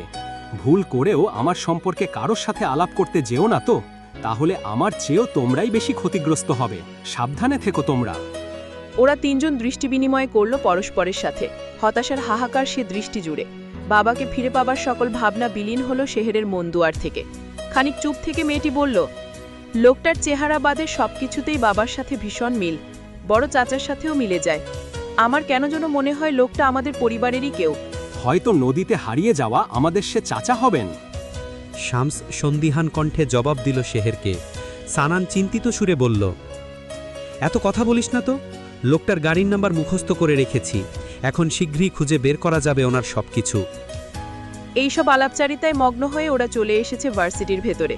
শেহের যাবে ক্লাসে, তারাও সবার চাইতে একটু বেশি। সানান শামসকে বিদায় দিয়ে মেয়েটি এগিয়ে গেল নিজ ডিপার্টমেন্টের দিকে। ধীর পায়ে চুপি চুপি সিঁড়ি বেয়ে উঠে যায় দোতলায়। ওপরে উঠে বারান্দা ধরে এগোতেই বন্ধু বান্ধবরা ঘিরে ধরে মেয়েটিকে। মডেলিংয়ে যাওয়ার কথা সেদিন সবাইকে জানিয়েছিল বেচারি। মডেলিং চুক্তি করতে না পারায় বিভিন্নভাবে ঠাট্টা শুরু হলো আজ। যদি চুক্তি করে ফিরত তাহলে কি সত্যি খুশি হতো ওরা? নাও হতে পারত। বাস্তবে মানুষের বন্ধু মহল বড়ই বিচিত্র। বন্ধু জিতে গেলেও দুঃখ পায়, আবার হেরে গেলেও দুঃখ পায়। ঠাট্টা বিদ্রুপ করতেও ছাড়ে না। বন্ধুবান্ধবের বিচিত্র ব্যবহারে শেহের ভীষণ মনক্ষুণ্ণ। একে তো বাবাকে ফিরে পাবার আশা বিসর্জন দিতে হলো, এরই মাঝে বন্ধুমহল কর্তৃক উপহাসের শিকার হতে হচ্ছে। হতাশা আর কষ্টেরা এসে ধীরে ধীরে উকি দিচ্ছে মেয়েটির মন বাতায়নে। মন যেন এখনই ছুটে যেতে চায় অভিনয় জগতে। ঘনিষ্ঠ বান্ধবে মেহেকার তরিও আজ ছাড় দিল না ঠাট্টা মস্করায়। শেহের চুপি চুপি ভাবছে, তোরা এত কিছু বলছিস, আমি কি বসে মুড়ি খাবো নাকি? সুযোগ বুঝে তোদের সবকটাকে শিক্ষা দিয়েই ছাড়বো। আর মডেল কিংবা নায়িকা সেটা তো হবই হব। পাড়া পড়শি বন্ধু বান্ধব সবাইকে একসাথে দেখিয়ে দেব। সময়ের নিরন্তর খেলায় সকাল পেরে দুপুর এলো ধীরে ধীরে। সুরুজ মিয়া ব্যস্ত সীমাহীন ধরণী তলকে তপ্ত রৌদ্রদগ্ধ করে দিতে। ফাগুন হাওয়ার দোলায় প্রতিনিয়ত ঝরছে পুরনো বৃক্ষপত্র। নতুনের কেতন ওড়াতে গান গাইছে বৃক্ষরাজি। প্রকৃতি সেজেছে বাহারি ফুলের রং বাহারে। মধ্যাহ্নের বিচিত্র প্রকৃতির বৈচিত্র্যময় খেলার মাঝে নয়ন ঘোর কাটল লন্ডন বয়দের। ওদের নয়নের অদূরে চুপিসারে হাজির হয়েছে শেহের। তরি আর মেহেককে সাথে নিয়ে ভার্সিটি থেকে বেরিয়ে এসেছে মেয়েটি। সানান শামস ভার্সিটি গেটের অপোজিটে পুকুর পাড়ে দাঁড়িয়ে। শামস শেষবারের মতো হেয়ার ব্রাশ করে নিল তরিকে দেখে। আজ তরি পরেছে বাহারি রঙা সুতিল গাউন, পা অব্দি লম্বা সে গাউন, একদম বোরকার ন্যায়। শেহের মেহেক রঙিন থ্রিপিস পরেই আছে। বন্ধুবান্ধবের ঠাট্টা মশকরায় শেহের এখনো ভীষণ বিষণ্ণ। বেচারা শামস আজ তরির সাথে পরিচিত হতে চায়। শেহেরকে অনুরোধ করে রেখেছে গোপনে। ওরা কাছে এগিয়ে আসতেই একটি নিঃসঙ্গ কুকুর কোথা থেকে যেন দৌড়ে ছুটে এলো। পেছনে 3টে কুকুর ধাওয়া করছে সে কুকুরটিকে। নিঃসঙ্গ কুকুরটি দিকবিদিক হারিয়ে ঢুকে গেল তরির গাউনের ভেতরে। বেচারির তো হুঁশ হারাবার মতো অবস্থা। শামস ছুটে গিয়েছে পেছনের কুকুরগুলো তাড়াতে। এই সুযোগে গাউন উঁচু করে ধরল তরি। কুকুরটিও বেরিয়ে গেল ঘেউ ঘেউ করে ডেকে। এবার যেন দম ফিরে পেয়েছে মেয়েটি। শামস এগিয়ে এসে বাঁকা হাসিতে আর চোখে তাকালো এ মেয়ের পানে। মেয়েটি অভিমানী সুরে বলে দিল, কিসের মামাতে ভাই? দেখেন বেআই সাহেব, আমি বিপদে পড়েছিলাম। আমায় নিয়ে এভাবে হাসলে কিন্তু ধাক্কিয়ে পুকুরে ফেলে দেব। এই প্রথমবার আলাপ করল তরি, সেটাও নিজে থেকে আগা বাড়িয়ে, একদম রসিক আলাপ। শামসের হৃদয়জ প্রেমময় উদ্দীপনাগুলো যেন উদ্দীপ্ত হচ্ছে নতুন করে। মাঝারি উচ্চতার গোলগাল চেহারার ফর্সা ছেলেটি ঝটপট জবাব দিল তরিকে। দিন না, সাহস থাকলে ধাক্কা দিন তো। তরি মেয়েটিও ভীষণ দুষ্ট আর একরোখা, কিছুটা নাছোড় বান্ধাও। সবাইকে অবাক করে শামসকে সত্যি ধাক্কা মেরে দিল পুকুরে। প্রেয়সীর সাথে আলাপের আগেই বেয়ারা ছেলেটির জায়গা হলো পানিতে। তাই বলে কি চুপ করে থাকবে নাকি শামস? পুকুর থেকে শির উঁচু করে জোরে পানি ছিটিয়ে দিল তরির গায়ে। তরিও হয়তো অজান্তেই নিজেকে হারাচ্ছে শামসের প্রণয়ে ইশারার ঘোরে। ভীরু ভীরু প্রণয় অনুভূতি এসে দোলা দিচ্ছে মন বাতায়নে। আজ তাই দুষ্টবদনে মিষ্টি হেসে বেচারি ফিরে যায় বাড়ির পথে। চাঁদ তারার লুকোচুরিতে রাত ছন্দময়, নীল চাঁদোয়ায় উজ্জ্বল নিশালোক। চাঁদ তারাও আজ যেন ভীষণ প্রাণোচ্ছল, কিন্তু প্রাণ যেন নেই শেহেরের নিস্তেজ দেহে। বন্ধুমহল কর্তৃক ঠাট্টার পাত্রী হয়ে সকাল থেকেই চঞ্চলা ছন্দ হারিয়েছে মেয়েটি। আজ এই মারাবি নিশালোকে একাকী বসে আছে বাড়ির ছাদে। হয়তো চাঁদ তারার ছন্দময় খেলার সাক্ষী হচ্ছে অনমনে। এরই মাঝে বউকে খুঁজতে খুঁজতে সানানের আগমন ঘটেছে ছাদে। এমন নিরালায় বউকে একাকী বসে থাকতে দেখে সুধায়, লাজবধূ, কি হলো আজ? জবাব নেই মেয়েটির সুরেলা কণ্ঠে। ছাদের বেঞ্চে বসে রয়েছে চুপটি করেই। বড়মশাই ধীর পায়ে এসে বসল পাশে। তার লাজবধূ এখনও নির্বিকার। পরম সুহাগে বউয়ের হাত মুঠোয় নিয়ে সানান শুধালো, মন খারাপ হলো নাকি? সেই দুপুরে ভার্সিটি থেকেই মন খারাপ করে এসেছেন। কি হয়েছে কিছুই তো বললেন না। আপনার সাথে কি বলবো? আপনি তো এখনো আমায় আপনই ভাবেন না। অভিমানী সুরে। বুঝিনি। কোনোদিন বুঝবেনও না আমায়। সানান আলতো করে হাত রাখল বউয়ের কাঁধে। অনুরাগী কণ্ঠে ধীরস্বরে বলল, এমনটা কেন মনে হলো যে আমি আপন করিনি আপনাকে? আপনি করে ডাকছি বলে? বউকে কেউ আপনি করে ডাকে? ঠিক আছে, তুমি করেই বলবো আজ থেকে। এবার বলো, মন খারাপ করেছো কেন? বলবো না। কেন গো? কানের কাছে মুখ এনে দুষ্ট স্বরে। শেহের দুহাতে মুখ সরিয়ে দিয়েছে এহেন দুষ্ট বরের। বেচারা বড়মশাই কিন্তু সরে যায়নি দূরে। পাশে বসেই বাহুতে বেঁধে নিল আরও জোরে। বউ বেচারির আজ কোনো অনুভূতি নেই, আর নেই কোনো অভিব্যক্তি। সানান প্রীতি জড়ানো কণ্ঠে আবারও সেই পুরনো প্রশ্ন করল, মন খারাপ কেন লাজবধূ? বহু বছর ধরেই তো মন খারাপ। কে খোঁজ রাখে এতিমের মনের? বউয়ের অভিমানী সুর ডাক্তারের হৃদয় বিঁধেছে আলতো করে। অসীম অনুরাগে ডাক্তার চুমু খেল বউয়ের ললাটে। বউ বেচারি বড্ড ভাবলে শিন এখনো। বড়মশাইও ব্যস্ত লাজবধূর মনের গোপন জানতে। বউয়ের থুতনি ধরে নিজের বদন পানে নিয়ে রাশ ভারী কণ্ঠে বলল, এভাবে কেন বলছো লাজবধূ? এমন আচরণ কিন্তু হৃদয়ে আচর কাটে। আমি তো শুনতেই চাই তোমার মনের গোপন কথা। সত্যিই শুনতে চান? খুব। বউয়ের কপালের চুলগুলো সরিয়ে দিতে দিতে, না বলবো না। আপাতত গোপন কথা গোপনেই থাকুক। আমাকেই তো আপন ভাবছো না তুমি। যদি আমি তোমার হৃদয়ে থাকতাম তাহলে হৃদয়ের কথাগুলো আজ শুনতে পারতাম। বউকে টেনে কোলে বসিয়ে, আহা ছাড়ুন না। কেন, স্বামীর সোহাগে থাকতে ভালো লাগে না? শেহের ঈষৎ হাসল এহেন নীলাজ কথা শুনে। সে হাসির রেস ছড়িয়ে গেল হৃদয় জুড়ে। পিছন থেকে বউয়ের গালে গাল ঘষে সোহাগ জড়ানো কণ্ঠে সানান বলল, এবার মনের কথাটা বলে দাও তো। বলবো, আপনি আগে আমায় ছেড়ে দিন। বেশি ঝামেলা করলে সত্যিই ছেড়ে দেব। তবে এখানে নয়, ছাদের কর্নারে নিয়ে কোল থেকে নিচে ছেড়ে দেব। কি যে বলেন। আচ্ছা শুনুন, সকালের সোনালি রোদের মতো স্নিগ্ধ স্বরে, জি বলুন ম্যাডাম। আমি না নায়িকা হতে চাই। কি কি বললি তুই? বউকে এক ধাক্কায় কোল থেকে নামিয়ে বজ্র কণ্ঠে হুঙ্কার দিল সানান। শেহের ঈষৎ চুপসে গেল ভয়ে। এমন ধমক বিয়ের আগেও বহুবার দিতে দেখেছে সানানকে। বেশিরভাগ সময় শামসকেই বকে দিত এভাবে। শেহেরও বেলা অবেলায় 2-4 বার বকা খেয়েছে এমনি করে।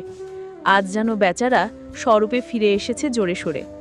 আচানক অনল ঝরা চাহিনি নিয়ে শেহেরের থুতনি চেপে ধরে বলল, আর যদি একবার নায়িকা হবার কথা মুখে আনিস না, তাহলে তোকে 3-3-9 তাহাক দিয়ে চলে যাব। কথা শেষে সানান হনহনিয়ে চলে গেছে নিচে। আপনি সম্বোধন থেকে তুমিতে এসে সেখান থেকে মিনিট 2-এর মাঝেই পুরনো তুই সম্বোধনে ফিরে এলো বেচারা।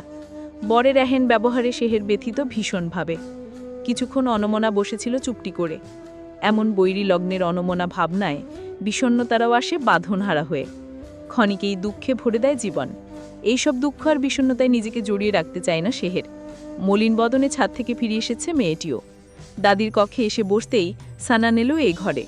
স্টেথোস্কোপ হাতে মেহেরুন্নিসাকে পর্যবেক্ষণ করছেন ডাক্তার সাহেব। ফিরেও তাকাচ্ছেন না লাজবধূর পানে। শেহেরের মনও স্বামীকে পাশ কাটিয়ে যাচ্ছে কিছুক্ষণ ধরে। সেথাই ঘুরপাক খাচ্ছে আগন্তুকের অদ্ভুত চেহারাটি। মেয়েটি কৌতূহলী কণ্ঠে দাদিকে শুধায়, বাবা, আচ্ছা দাদি, আমার যে চাচা নদীতে ভেসে গেছে, উনি কি লম্বা খরসা একদম আব্বুর মতো ছিলেন? কিন্তু ওনার চেহারাটা কি খুব অদ্ভুত ছিল? শেহেরের মনে ঘুরপাক খাচ্ছে আগন্তুকের অদ্ভুত চেহারাটি। মেয়েটি কৌতূহলী কণ্ঠে দাদিকে শুধায়, আচ্ছা দাদি, আমার যে চাচা নদীতে ভেসে গেছে, উনি কি লম্বা ফর্সা একদম আব্বুর মতো ছিলেন?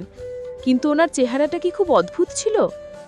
সানানো জিজ্ঞাসু নয়নে তাকায় দাদির মুখ পানে। মেহেরুন্নিসা পাল্টা প্রশ্ন করল ধীর কণ্ঠে, আজকা হঠাৎ এই প্রশ্ন কেন? শেহের ইস্তত করতে করতে জবাব দিল, না মানে স্বপ্নে দেখছিলাম সেই চাচাকে, তবে চেহারাটা দেখি নাই, তাই চেহারার কথা জানতে চাইলাম আর কি। মেহেরুন্নিসা মলিন বদনে দীর্ঘশ্বাস ছেড়ে জানায়, না রে, আমার কোনো ছেলে মেয়ে দেখতে অদ্ভুত চেহারার হয় নাই। ও আচ্ছা দাদি, সেই চাচার কণ্ঠ আর আব্বুর কণ্ঠ কি একই রকম ছিল? না, কণ্ঠ তো একরকম ছিল না। ঠিক আছে। আগন্তুকের পরিচয়ের হিসেবে এখনও ব্যাপক গরমিল। হিসেব মেলাতে ব্যর্থ শেহের চুপটি করে বেরিয়ে যায় দাদির কক্ষ থেকে। আজ সন্ধ্যায় রাহেলা যায় মোকাম্মেলের বাড়িতে। বিয়ের পরে সামিরাকে দেখতে গিয়েছিল প্রথমবারের মতো। কয়েক মাসের মধ্যেই ডিভোর্স করাতে চায় পালক মেয়েটির। অন্যকে বিপদে ফেলতে গিয়ে মা মেয়ে পড়ে গেছে এখন মহাবিপদে। মেয়ের বাড়ি থেকে রাহেলা ফিরে আসে বিষণ্ণ মদনে। সামিরার নাকি শরীরটা একদমই ভালো যাচ্ছে না। স্বামী মোকাম্মেলের আগের পক্ষের স্ত্রী হলক ত্যাগ করেছে বছরখানেক আগে। ফুটফুটে 2 সন্তান আছে সেই স্ত্রীর ঘরের। ওরা এখনও মা হিসেবে মেনে নেয়নি সামিরাকে। শুধু কি তাই, সামিরা মোকাম্মেলও নাকি পরস্পরকে মেনে নেয়নি স্বামী স্ত্রী হিসেবে। মোকাম্মেলের একজন গার্লফ্রেন্ড আছে ঢাকায়, তার সাথে প্রেমালাপ করে বেড়ায় 40 ঊর্ধ্ব লোকটি। তবুও পুলিশের ভয়ে সামিরাকে নিজ বাড়িতেই রেখেছে সে। বাড়ির অন্যান্য লোকজনও একদমই ভালো ব্যবহার করছে না মেয়েটির সাথে। ভীষণ মন খারাপ থাকে কুটিল মেয়েটির। ষড়যন্ত্রকারী রাহেলার মেয়ে বলেই পছন্দ করছে না ওকে কেউ। গতকাল বিভাগীয় শহরের হসপিটালে নিয়ে ডাক্তার দেখিয়েছে, টেস্টও করিয়েছে বেশ কিছু। আজানো কি অসুখ হলো সামিরার কে জানে। রূপালী জ্যোৎস্নার মায়াবী আলোয় আলোকিত নিশি, আধারো ক্ষীণ এ মায়াবী নিশালোকে। আজও ডিনার শেষে মুঠোফোন হাতে সায়ন এলো ছাদে। মেহেকও ছুটে এসেছে প্রিয় পুরুষের পিছু পিছু। এসে ঝটপট বেঞ্চে বসে বলল, এই আসো না, বসো এখানে। সায়ন ইশারায় চুপ থাকার নির্দেশ দিল। মুঠোফোনে আলাপ শেষে ছেলেটি দাঁড়িয়ে রয় দূরে। মেয়েটি অনুরোধের সুরে বলে, এই পাশে এসে বসো না আমার। ধুর, সায়ন ধীর কদমে বসে পড়ে মেহেকের পাশে। এদিক সেদিক তাকায় লাজুক ছেলেটি। কপিবাজ মেয়েটি তো মহা খুশি। আহ্লাদি কণ্ঠে অভিমানী সুরে বলল। মেহেকের পাশ থেকে উঠে যাবার বাহানা করে ভদ্র ছেলেটি। তুই থাক এখানে। কথাটি বলেই যাত্রা করল সিঁড়ির দিকে। মেয়েটির কি আদৌ লাজ আছে? বেশরম ভঙ্গিতে হাত টেনে ধরেছে সায়নের। বাধ্য হয়ে ছেলেটি পুনরায় এসে বসল বেঞ্চে। মেহেক আবারও নির্লজ্জের মতো করেই বলল, তুমি কিন্তু আমায় এখনো আই লাভ ইউ বলনি। আমায় কিন্তু আজকে আই লাভ ইউ বলতেই হবে। মামাবাড়ির আবদার। না বললে আমি তোমাকে বিয়েই করব না। যা গিয়ে পটল তোল। কি তুমি আমাকে পটও তুলতে বলছো? এছাড়া আর কি বলার আছে তোকে? একবার আই লাভ ইউ বলে দেখো না। সায়ন তড়াক করে লাফিয়ে উঠে যায় পাশ থেকে। বেচারি মেহেক দৌড়ে এসে আহ্লাদী ভঙ্গিতে বাহু আটকে ধরল। এক ধাক্কায় ওঠে সরিয়ে দিল সায়ন। কিন্তু তাতে কি হবে? মন হারিয়েছে তার প্রেম প্রেম হাওয়ার তালে। সে তালে হারিয়ে আরও এক কাঠি উপরে গিয়ে মেহেক বলল, একটা চুমু দিয়ে যাও না। এমন অদ্ভুত নীলাজ আবদারের কথা শুনে লাজুক সায়নের শ্বাস আটকে গেল চুপিসারে। বেচারা তো জ্ঞান হারিয়ে পড়ে গেছে ফ্লোরে। এই কি হয়েছে তোমার? কি হলো? মেহেকের চিৎকারে কোনো সারা শব্দ পাওয়া গেল না সায়নের। এখন যে বুক ধরফর করছে স্বল্পবুদ্ধির মেয়েটির। মরে গেল নাকি ডাক্তার সাহেব? দুশ্চিন্তার ভারে ঘাম ঝরছে মেয়েটির পোড়া কপাল বেয়ে। দিক হারিয়ে সিঁড়ি বেয়ে বেচারি চলে এলো ঘরে। চুপি চুপি ভাবছে, কারো কাছে তো বলাও যাবে না যে আমার কারণে ডাক্তার জ্ঞান হারিয়েছে। আমি বরং গোপনে পানি নিয়ে যাই ছাদে। কিন্তু পানি নিয়ে যাবার সময় যদি কেউ দেখে ফেলে? না, কিছুতেই বুঝতে দেয়া যাবে না কাউকে। এমনটা ভেবে কিচেনে ঢুকে নয়ন বাড়িয়ে একটি ছোট বোতল খুঁজতে থাকে মেহেক। ওড়নার আড়ালে বোতলে করে পানি নিয়ে চুপি চুপি ছিটিয়ে দেবে চোখে মুখে। অথচ মেয়েটির প্রস্থানে সায়ন উঠে তড়িঘড়ি করে চলে এসেছে কক্ষে। অচেতনের ভান ধরে মেহেককে বোকা বানিয়েছে সায়ন। মূলত ওর এত সব প্রেম প্রেম আবদার থেকে সাময়িকভাবে নিজেকে সরিয়ে নিল। লাজুক সায়ন কক্ষে এসেই দুঃখ মিশ্রিত কণ্ঠে সানানকে বলল, কি একটা হাফ টিকেট বুক করে দিলি আমায়। সেদিনের আন্ডা বাচ্চা পোলাপান বিয়ের আগে এসেছে চুমু খেতে। তুই নিজেও তো আন্ডা বাচ্চা, তোদের পার্সোনাল ব্যাপার শেয়ার করে যাচ্ছিস সেভাবে। মুখ টিপে হেসে ভাইকে জবাব দিল সানান। হাসিস না তো সানান, আমার কিন্তু ভীষণ লজ্জা লাগে বেয়াক্কেল মেয়েটাকে নিয়ে। এরই মাঝে শামস নক করে কক্ষদ্বারে। সায়ন উঠে গিয়ে দরজা খুলে দেয়। ছেলেটি ভেতরে এলেই ঝপ করে আবার দরজা লক করে দিল। শামস কৌতূহলী কণ্ঠে শুধায়, কি হয়েছে সায়ন ভাইয়া, এভাবে দরজা লক করে রেখেছো কেন? ঠোঁটে তর্জনী চেপে ভাইকে থামার ইশারা দেয়।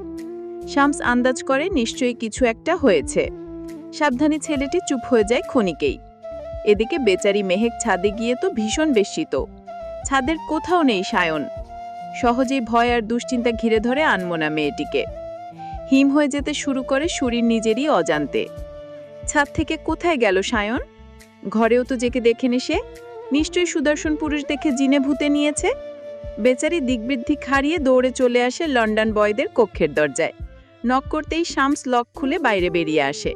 কক্ষদ্বার সামান্য ভিড়িয়ে মেয়েটির সামনে দাঁড়ায় ছেলেটি। মেয়েটি বুকে হাত দিয়ে হাঁসফাঁস করতে করতে বলে, সায়ন ভাইয়া, সায়ন ভাইয়া। কি হয়েছে সায়ন ভাইয়ার? ছাদে ছিল আমার সাথে, এখন কোথায় গেছে জানি না। তুই আমার ভাইকে গুম করেছিস? বিশ্বাস করো শামস ভাইয়া, আমি কিছু করিনি। বললেই হলো, তোর নামে গুমের মামলা দেব। আমি কাল সকালেই বাড়ি চলে যাব। তার আগে আমার ভাইকে বের করে দিয়ে যাবি। ছাদ থেকে যে কোথায় গেল? তোমার ভাইকে মনে হয় জিন পরিতে নিয়ে গেছে। তুই কেমন বউ হবি রে, আমার ভাইকে ধরে রাখতে পারলি না, জিন পরীকে দিয়ে দিলি। বলেছি তো আমি কিছু করি নাই, তারপরেও এত কথা। থাকবো না আমি আর এখানে। না, তুই কোথাও যেতে পারবি না, তোকে জিনপরির কাছে দিয়ে আমার ভাইকে ফিরে আনবো। উপস্থিত বুদ্ধিহীন মেহেকের সাথে বেয়ারা শামদের আলাপ চলছে পুরোদমে। ওদের আলাপচারিতা শুনে সায়ন, সানান মুখ চেপে হাসছে কক্ষের ভেতরে শুয়ে। রৌদ্রতপ্ত দ্বিপ্রহর গিয়ে মায়াবী বিকেল এলো ধরণী তলে। মাতাল ফাগুন হাওয়ার মায়া মায়া আবহ চারিদিকে। এই মায়াবী বিকেলে নতুন মায়াই জোড়াতে তরি এলো শেহেরের বাড়িতে। বেয়ারা শামস ছিল খেলার মাঠে। শেহের আড়ালে গিয়ে ফোনে স্মরণ করে দুষ্ট ভাইটিকে। তরির আগমনী সংবাদে খেলার মাঠ ছেড়ে বাড়ি ফিরে আসে শামস। আগেই তো পরিচিত হয়ে গিয়েছিল ওরা। বোনাস হিসেবে আজ আবার শেহের পরিচয় করিয়ে দিয়েছে দুজনকে। পরিচয় করিয়েই মেয়েটি ব্যস্ত হলো বান্ধবীকে জলখাবার পরিবেশনের তাগিদে। এই সুযোগে শামস মুঠোফোন নাম্বার বিনিময় করেছে মেয়েটির সাথে। এরপরেই আবার ফিরে যায় খেলার মাঠে। সাঝে বাড়ি এসে দেখে তরি ফিরে গেছে নিজ বাড়িতে। পুকুর পাড়ে গিয়ে শামস চুপি চুপি কল দেয় মেয়েটিকে। 2 বার রিং হতেই ফোন রিসিভ করে মেয়েটি। হ্যালো, আমি শামস আন্দালিব। আমি তরি, কিছু বলবেন? ফ্রি আছেন? জি, ফ্রি আছি, বলুন। কিভাবে যে বলি। কি বলবেন বলে ফেলুন না। আচ্ছা, এই তরিটার কোনো মাঝি আছে নাকি? বুঝিনি কি ধরনের মাঝি? এই ধরুন মন মাঝি। না, মনমাঝির দরকার হয় না, এই তরি একাই চলতে জানে। একা তো বহু দিন চললেন, এবার কিন্তু একজন মাঝি দরকার তরিকে চালাবার জন্য। মাঝি যদি মাছ নদীতে তরিকে ডুবিয়ে দেয়? না, তরি ডুবিয়ে দেবে না। তরি একা একা হেলে দুলে জীবন নদ পাড়ি দিচ্ছে। স্রোতের দোলায় যে কোনো সময় দিক হারিয়ে ফেলতে পারে। তাই তো মাঝির দরকার এখন জীবন নদে। কোনো দুষ্ট মাঝিকে বিশ্বাস নেই, ইচ্ছে করে ডুবিয়ে দিতে পারে আমায়। হতে পারে মাঝি দুষ্ট, কিন্তু তরি হারিয়ে ফেললে মাঝি তো নিজেই মরবে জীবন নদে ডুবে। আসলে মনের মতো কোনো মাঝি পাচ্ছি না। মনকে প্রশ্ন করুন, কোনো মাঝি এসেছে কিনা মন দুয়ারে। প্রশ্ন করেছি। কি জবাব পেলেন? মন মাঝি তরিকে ফেলে চলে যাবে বহু দূরে, সাগর মহাসাগর পেরিয়ে। আপনার মন মাঝি ক্ষণিকের জন্য দূরে যেতে পারে, কিন্তু চিরতরে আসবে আপনার কাছে। দেখা যাক মাঝিকে। হ্যাঁ দেখুন, দেখতে দেখতে আবার নদীতে পড়ে যেয়েন না যেন। কি এমন মাঝি যে দেখতে দেখতে আমি নদীতে পড়ে যাব? আমার সুন্দর চেহারা দেখতে দেখতেই পড়ে যেতে পারেন। ইস, নিজের ঢোল নিজে পেটায়। নিজের ঢোল নিজেরই পেটাতে হয়, অন্যকে পেটাতে দিলে ঢোল ফাটিয়ে ফেলতে পারে। বাহ, কথাবার্তায় তো বেশ পটু। আপনার মতোই। তরি খিলছিল করে হাসে মুঠোফোন কানে চেপে। সে হাসি থেমে গেলে শামস অনুরোধের সুরে বলে, আচ্ছা, আমরা একদিন মুখামুখি কথা বলতে পারি না? পারি তো। কবে দেখা করবেন আমার সাথে? আপনি যেদিন দেখা করতে চান। পরশু বিকেলে? ঠিক আছে। ফাগুন হাওয়ার উদাস গানে পেরিয়ে যাচ্ছে বসন্তবেলা। ধরার সব কিছুতেই প্রেমময় বাসন্তী সুর। এই ফাগুনবেলা ফুরাবার কালেও সানান প্রেমালাপ করছেন না লাজবধূর সাথে। বউ যেচে কথা বলেনি তার সাথে। আজ বিকেলে ছেলেটি কক্ষে শয্যাশায়ী ছিল, আঁখি উন্মুক্ত রেখে। শেহের এসে আচানক পা পিছলে পড়ে গেছে সানানের কক্ষে। হঠাৎ কারো আছড়া পড়ার শব্দে শামস উদ্ভ্রান্তর মতো দৌড়ে এলো বারান্দা থেকে। এসে চিৎকার শুরু করেছে, সানান ভাইয়া, শেহের তো পড়ে গেছে। সানানের বিন্দুমাত্র ভ্রুক্ষেপ নেই সেদিকে। উল্টো পাশ ফিরে শুয়েছে দায়সারা ভঙ্গিতে। শামস সাহায্যের হাত বাড়িয়ে দিল শেহেরের সামনে। এই ওঠ ওঠ। শামসের হাত না ধরেই শেহের লাফিয়ে উঠে গেছে তড়াক করে। অভিমানী বদন নিয়ে মেয়েটি বেরিয়ে যায় স্বামীর কক্ষ থেকে। শামস কিছুটা রাগান্বিত সরে সানানকে বলল, সানান ভাইয়া, শেহের পড়ে গেল, তুমি ওকে ইগনোর করলা কেন? সানান জবাব দিয়ে ঈষৎ হেসে, নাটক করছে শেহের। নাটক মানে? অভিনয় করছে, অভিনয়। কি বলছো তুমি এসব? দেখবি, ও দিব্যি ঠিক আছে। হায় হায়, কি বলো? এদিকে প্রাণপ্রিয় পতিকে আনমনে গালি দিতে দিতে শেহের ফিরে আসে নিজ কক্ষে। 2 দিন ধরে আলাপ হচ্ছে না প্রিয় পুরুষটির সাথে। সরাসরি নিজে থেকে কথা বলার ইচ্ছে নেই বেচারির। শত হলো প্রেস্টিজ বলতে একটি কথা আছে না, ইচ্ছে ছিল বড় মশাই যেন নিজে যেচে কথা বলে তার সাথে। তাই তো ওভাবে গিয়ে স্লিপ কেটে পড়ে গেল সানানের কক্ষে। ভেবেছিল প্রেমময় পতি হাত বাড়াবে উৎকণ্ঠিত ভঙ্গিতে, কিন্তু সব বাহানা পতিমশাই যেন বুঝে নিয়েছেন নিমিষেই। একটু পাত্তাও দিল না তাকে, তাকালো না একবার প্রেম প্রেম দৃষ্টিতে। আর বেয়ারা শামস যে বারান্দায় আছে সেটাও বুঝতে পারেনি মেয়েটি। ওর সব প্ল্যানই যেন বরবাদ হয়ে গেল বানের জলে। শুকনো ফ্লোরে আছাড় খেয়ে ডাক্তারকে বোকা বানানো কি এতই সহজ? সে যাই হোক, সুযোগ পেলে মনের মতো করে শিক্ষা দিয়ে দেবে বেটাকে। মেয়েটি যখন চুপি চুপি বসে স্বামীকে শিক্ষা দেওয়ার ভাবনায় মগ্ন, তখনই টুং করে টেক্সট এলো মুঠোফোনে। টেক্সট পাঠিয়েছেন স্বয়ং ডাক্তার। কোনো ছলনায় ভুলানো যাবে না আমায়। কি করলে ভুলবেন আপনি? শেহের রিপ্লাই দিয়েছে ভীষণ কৌতূহলে। উষা হয়ে এসেছ জীবনে আমার, কোনো আধার নিশায় হারাতে চাই না তোমায়। আধার লগ্নেও লাজরাঙা চাঁদের মতো লাজবধূ হয়ে থেকো। বুঝিনি, বুঝিয়ে বলুন। নায়িকা হবার সব বাহানা, সকল বাসনা দূর করতে হবে মন থেকে, তবেই আবারও প্রেমালাপ হবে তোমার সাথে। কেন, নায়িকা হলে সমস্যা কি? এটা তো শুধুই অভিনয়। হোক অভিনয়, তবুও নিজের স্ত্রীকে অন্য কারো পাশে আমি মেনে নিতে পারবো না। আপনি আসলে স্যাক্রিফাইসিং মাইন্ডেড না। যেসব বিষয় একান্তই আমার, সেসবে স্যাক্রিফাইস করতে চাই না। জানেন, নায়িকা হতে পারিনি দেখে সবাই কত কথা বলে আমায়। যারা এসব বলে তারা তোমার আপন নয়। কি জানি। মনটাকে স্থির করো, স্বামী সোহাগকে বরণ করার প্রস্তুতি নাও। পৃথিবীর সব অধরা সুখ এনে দেব তোমায়। সত্যি বলছেন তো? সুখ পাবো আমি জীবনে? সুখের নীড়েই তো আছো তুমি, কেন নীড় ভেঙে ছুটে যেতে চাইছো ভাঙনের সুরে? জানি না। আমি শেষবারের মতো অনুরোধ করছি, মনটাকে বোঝাও। নায়িকা হবার কোনো বাহানা আমি আর দেখতে চাই না। এরপরেও যদি অবাধ্য হও তাহলে আমিও কঠোর হব, লৌহ কঠিন হব। শেহের আর টেক্সটের জবাব দেয় না। মুঠোফোন রেখে ব্যস্ত হাতে কক্ষগার লক করে নেয়। কক্ষের কোনায় গিয়ে মেয়েটি মগ্ন হয় পোশাক পরিবর্তনে। ফাগুন হাওয়ার মাতাল দাপটে আচানক বারান্দার দরজায় এসে সজোরে ধাক্কা দেয় চৌকাঠে। দরজার সে বিকট শব্দ পৌঁছে যায় সানানের কক্ষেও। দিকবিদিক ভুলে দৌড়ে আসে লাজবধূর কক্ষদ্বারে। না জানি কোন অঘটন ঘটে গেছে তার লাজবধূর। এমনটা ভেবে লাজবধূ ডেকে সজোরে ধাক্কা দেয় দরজায়। অর্ধেক পোশাকে স্বল্প বসনা তার লাজবধূ। বরের উৎকণ্ঠিত কণ্ঠ শুনে দরজা খুলে আড়ালে লুকিয়ে যায়। বউ বেচারি তো লাজুক বদনে লুকিয়ে পড়ে জানালার পর্দার আড়ালে। এমন হেন লাজুক লুকোচুরি দেখে সানান দুষ্ট স্বরে বলল, আমি কিন্তু এখনো কিছু দেখিনি। শেহের নাকি সুরে লাজুক কণ্ঠে জবাব দিল, ইস, শখ কত! যান যান, তাড়াতাড়ি যান তো এখান থেকে। হায় হায়, রোমান্টিক মোমেন্টে এভাবে লুকিয়ে থাকলে হবে? কিসের রোমান্টিক? হ্যাঁ, কিসের রোমান্টিক? ময়ূরীর ন্যায় লাজুক ঝংকারে কথাটি বলেই চুপসে যায় শেহের। এরই মাঝে দরজার লক খোলার আওয়াজ হয়।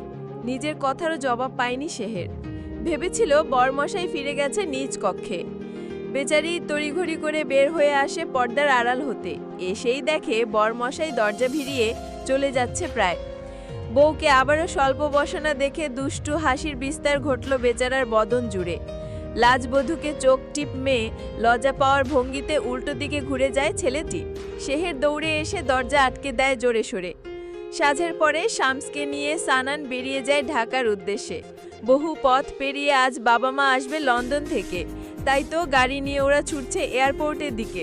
শ্বশুর শাশুড়ি আসবে বলেই শেহের কৌশলে মন গলিয়ে নিতে চেয়েছিল স্বামীর। মুরব্বীদের সামনে ধরা দিতে চায়নি নিজেদের দাম্পত্যের মান অভিমানের ব্যাপারগুলো। বরমশাই প্রথমে এড়িয়ে গেল, পরে তো ভাব হয়ে গেছে বউয়ের সাথে। দুজনেই খুশি এখন মনে মনে। তবুও এয়ারপোর্টে যাবার ক্ষণে সানান তাকায়নি বউয়ের পানে। তখন দুষ্টুমি করলেও এখনও গোপন রাগ চেপে রেখেছে মনের কোণে। নায়িকা হওয়ার কথা বলে বউ তাকে দিশাহারা করে রেখেছে সেদিন থেকে। আগন্তুকের গাড়ির নম্বর আর ফোন নম্বর নিয়ে পরিচয় জানতে থানায় যাওয়ার ইচ্ছে ছিল, সেটাও যাওয়া হয়নি মন খারাপের বেড়াজালে আটকে গিয়ে। এয়ারপোর্ট সম্মুখে গাড়িতে বসে সানান চুপি চুপি ভাবছে, আগামীকাল সকালেই যাব থানায়, বের করে আনবো লোকটির যাবতীয় পরিচয়। এদিকে আধারের বাধাহীন খেলায় রাত বেড়েছে ধীরে ধীরে। লন্ডনের ফ্লাইট রেখে পৌঁছেছে ঢাকা এয়ারপোর্টে। হঠাৎ কল এলো শামসের মুঠোফোনে। চাচি রাহেলা এক নতুন সংবাদ দিল ফোনে। নতুন ভোর এসেছে দীর্ঘ বিবাহবরীকে বিদায় দিয়ে। সুদূর বিলেত থেকে বহু পথ পাড়ি দিয়ে আসা ক্লান্ত বাবা মা এখনো রয়েছে মায়া নিদ্রায়। মাঝখানে শয্যা ছেড়ে উঠে ফজরের নামাজ আদায় করেছিল শুধু। আজ সকাল থেকেই সানানের ভীষণ ব্যস্ততা। অনুসিদ্ধুংশু ছেলেটি যাবে স্থানীয় থানায়। সেখানে গিয়ে গাড়ির নম্বর দিয়ে পুলিশি সাহায্য চাইবে, যদি কোনোভাবে অচেনা আগন্তুকের পরিচয় পাওয়া যায়। লোকটিকে নিয়ে ভীষণ কৌতূহল ছেলেটির। প্রাতরা সেরে সকাল 9টা নাগাদ বের হয়ে গেছে বাড়ি থেকে। খুব দূরে নয় স্থানীয় থানাটি। কিছুক্ষণ আগে ওসি সাহেবকে মুঠোফোনে কল দেয় ছেলেটি। ভদ্রলোক থানাতেই আছেন এখন। থানায় গিয়ে গাড়ির নম্বর টিপ দিয়ে রেজিস্ট্রেশন সংক্রান্ত যাবতীয় তথ্য জানার বড্ড কৌতূহল সানানের। তাহলেই তো আগন্তুকের পরিচয় জানা যাবে।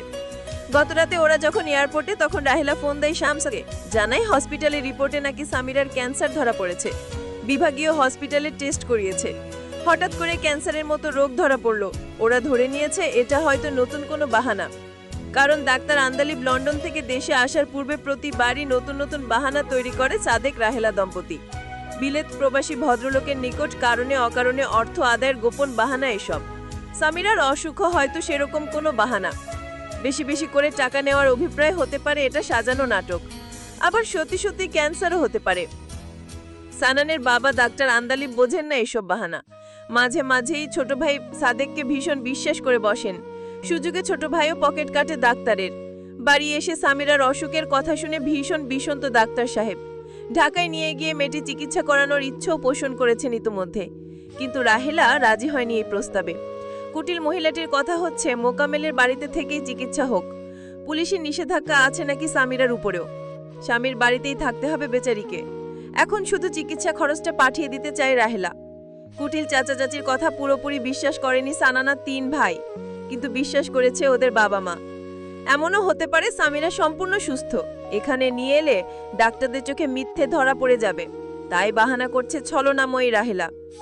কয়েক বছর আগে মেহেরুন্নেসার কোমর ভেঙে যায়, তখনও কোমরের সাথে আরও 2টো মিথ্যে অসুখের খবর পাঠানো হয় লন্ডনে। মিথ্যে রিপোর্ট পাঠিয়ে থেকে অনেক টাকা এনে আত্মসাৎ করে সাদেক মিয়া। এমনটা মাঝে মাঝেই করে ধূর্ত লোকটি। শেহরের বাবার সঞ্চিত টাকাগুলো খেয়েছে মিথ্যে ছল দেখিয়ে। এসব কারণে সামিরার অসুখের কথা শুনেই বিশ্বাসী হচ্ছে ওদের বাবা মায়ের। শুধু কি ওদের বাবা মাই বিশ্বাস করেছে? শেহেরও বিশ্বাস করেছে সামিরার অসুখের কথা। গত রাতে ওরা বাড়ি ফিরে দেখে মেয়েটি বসে বসে কাঁদছে সামিরার জন্য। সানান এসে বোঝানোর চেষ্টা করে তার লাজ বধূকে। শত হলেও তো সমীরার সাথে একত্রেই বেড়ে উঠেছে মেয়েটি, তাই মায়াও যেন একটু বেশি। কেঁদে কেঁদে নয়ন জলে রাতেই বয়ান ডাকে মেয়েটি, অথচ সাদেক রাহেলার আচরণ অনেকটাই সন্দেহজনক। মেয়ের অসুস্থতায় দুঃখের কোনো চিহ্ন নেই তাদের বদনে। দাদা বাড়িটি যেন এক অদ্ভুত খেলাঘর। গাড়িতে বসে সানান মগ্ন ছিল দাদাবাড়ির কুহুকি পরিবারটির ভাবনায়। এইসব এলোমেলো ভাবনার মাঝেই গাড়ি এসে থেমেছে থানা প্রাঙ্গণে। ছেলেটি এক বুক আশা নিয়ে ধীর পায়ে নেমেছে গাড়ি থেকে। সকালবেলা হওয়ায় থানায় ভিড়ও কিঞ্চিত কম। ওসি সাহেবের কক্ষে গিয়ে বসতেই ভদ্রলোক বলে ওঠেন, কি সমস্যা ডাক্তার সাহেব? আমার একটু সাহায্য দরকার। কি সাহায্য?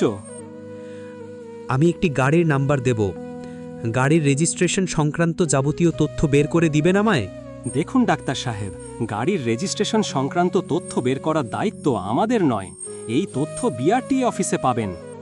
হো সরি, আমি ভেবেছিলাম থানা থেকেই সব তথ্য পাওয়া যাবে। মানুষ এমনটাই মনে করে, আর আপনি তো দেশেই ছিলেন না বহু বছর ধরে। সানান চমকে যায় ওসি সাহেবের কথা শুনে। অনমনে ভাবতে থাকে, ভদ্রলোক তো অনেক কিছুই মনে রেখেছে আমার সম্পর্কে, কিন্তু বেচারার যে এখন বড্ড তাড়া, যেতে হবে অন্যত্র। মুহূর্তেই চেয়ার ছেড়ে উঠতে উঠতে বলল, ওসি সাহেব, আমি তাহলে আসি। চা খেয়ে যান প্লিজ। পরে একদিন আসব। ছেলেটি বের হয়ে যায় দ্রুত কদমে। গাড়িতে উঠে ড্রাইভিং শুরু করে সিম কোম্পানির কাস্টমার কেয়ার অফিসের দিকে। এখনই আগন্তুক সম্পর্কে না জানলে ভবিষ্যতে ভালো মন্দ যে কোনো ঘটনাই ঘটতে পারে। বিশেষ করে শেহরের বিপদও হতে পারে লোকটির মাধ্যমে। সকাল সকাল বের হয়েও থানা থেকে তথ্য সংগ্রহ করতে পারেনি বলে ছেলেটি বিষণ্ণ। আজ সায়নকে নিয়ে আসতে চেয়েছিল সাথে। শেহরের সাথে ওরা 3 জনও এখন জানে অচেনা আগন্তুকের আগমন সম্পর্কে। ঘর ছেড়ে আসার সময় যমজ ভাইকে সাথে পায়নি সানান। যমজ ভাই সায়ন স্বভাবে ভীষণ ন্যায়নিষ্ঠ, নিয়মানুবর্তী আর ধর্মভীরু। প্রায় প্রতিদিনই সকালে উঠে ফজর নামাজ আদায় করে, তারপর ছুটে যায় মর্নিং ওয়াকে। আজ মর্নিং ওয়াকে গিয়ে ফিরে আসেনি ছেলেটি। এক বৃদ্ধ নাকি রাস্তায় অসুস্থ হয়ে পড়ে, তাকে বাড়ি নিয়ে গিয়ে চিকিৎসা দিচ্ছে সায়ন। আজকের যাত্রায় সঙ্গী হতে পারেনি সানানের। 3 ভাইয়ের মাঝে সায়নই ধর্মভীরু আর ব্যতিক্রমী। মেহেকের সাথে বিয়ে ঠিক হয়ে যাওয়ার পরেও কোনো প্রেমময় আবদারে সাড়া দেয়নি ছেলেটি। যমজ ভাই সানান স্বভাবে একটু খিটখিটে, মাঝে মাঝেই কারণে অকারণে রেগে যায় ছেলেটি। রেগে গেলে তো পুরোই একরোখা। এই যমজ 2 জনই ভীষণ সুদর্শন, তবে সানান লম্বায় একটু বেশি, স্বাস্থ্যে একটু পাতলা, ধর্মকর্মেও বেচারা কিছুটা অলস। আর ছোট ভাই শামস স্বভাবে ভীষণ বেয়াড়া, চরম দুষ্টু। এক কথায় বলতে গেলে পাকা একটা বাদর। বেচারা বাদর হলেও সব কিছুতেই একদমই নাছোড়বান্দা, কিঞ্চিত একরোখাও। তবে 3 ভাইয়ের মাঝে সানানই বেশি বুদ্ধিপ্ত। সুলতানা তানি লিখে ফেসবুকে সার্চ দিলে আমার গল্পের পেজ পেয়ে যাবেন। আমি শুধু ফেসবুকেই গল্প লিখি। কিছু চোর আমার গল্প চুরি করে ফেসবুক, টিকটক সহ বিভিন্ন অ্যাপে নিজেদের নামে চালাচ্ছে। মফস্বলের আঁকাবাঁকা পথ পেরিয়ে সানানের গাড়ি এসে থেমেছে সিম কোম্পানির কাস্টমার কেয়ার অফিসের সামনে। বেশ পরিপাটি একটি অফিস, ভিতরে ভিড় নেই তেমন। দৈনন্দিন কাজও শুরু হয়নি জোরে সোরে, মাত্র অফিস শুরু হয়েছে তো। সানান ভিতরে প্রবেশ করলে বসার অনুরোধ করে সেবা প্রদানকারী একজন। সেদিন শেহের হোয়াটসঅ্যাপ থেকে স্ক্রিনশট দিয়ে রেখে দেয় আগন্তুকের নাম্বারটি, কারণ লোকটি টেক্সট সিন হতেই ডিলিট করে দেয়, সেই সাথে ব্লকও করে দেয়। তাই তো বুদ্ধি করে নাম্বারে স্ক্রিনশট দিয়ে রেখে দিল মেয়েটি। সেখান থেকেই ফোন নম্বর সংগ্রহ করেছে সানান। ছেলেটি বসে ফোন নম্বরটি ব্যয় সম্মুখে থাকা সেবা প্রদানকারী লোকটিকে ধীর কণ্ঠে অনুরোধ করে, এই নাম্বারটি যার নামে রেজিস্টার্ড তার তথ্য জানতে চাই। সেবা প্রদানকারী লোকটি সম্ভবত নাম্বারের তথ্য বের করে নিয়েছেন কম্পিউটারে। সম্মুখে থাকা ডিসপ্লেতে দৃষ্টি বুলিয়ে নিলেন ভালো করে। তার চোখের ভাষাই বলে দিচ্ছে তিনি কিছুটা ভরকে গেছেন। সানান ধীর কণ্ঠে শুধায়, প্লিজ তথ্যগুলো শেয়ার করুন। লোকটি শুকনো ঢোক গিলে বলল, সিমটি কারো নামে নয়, সরকারি অফিসের নামে রেজিস্ট্রেশন করা। মানে সরকারি একটি বিশেষ ডিপার্টমেন্টের নাম্বার। সংশ্লিষ্ট অফিসে যে দায়িত্বরত থাকে সেই ব্যবহার করে নম্বরটি, কোনো পার্সোনাল ফোন নম্বর নয় এটা। আচ্ছা, সরকারের কোন ডিপার্টমেন্টের এটা নাম্বার? সরি, আমরা আসলে সরকারি তথ্য কাউকে দিতে পারি না। এসব তথ্য প্রদানে আমাদের নিষেধাজ্ঞা আছে। শুধুমাত্র মামলা দায়ের হলে আইন শৃঙ্খলা বাহিনীকে আমরা তথ্য দিতে পারি।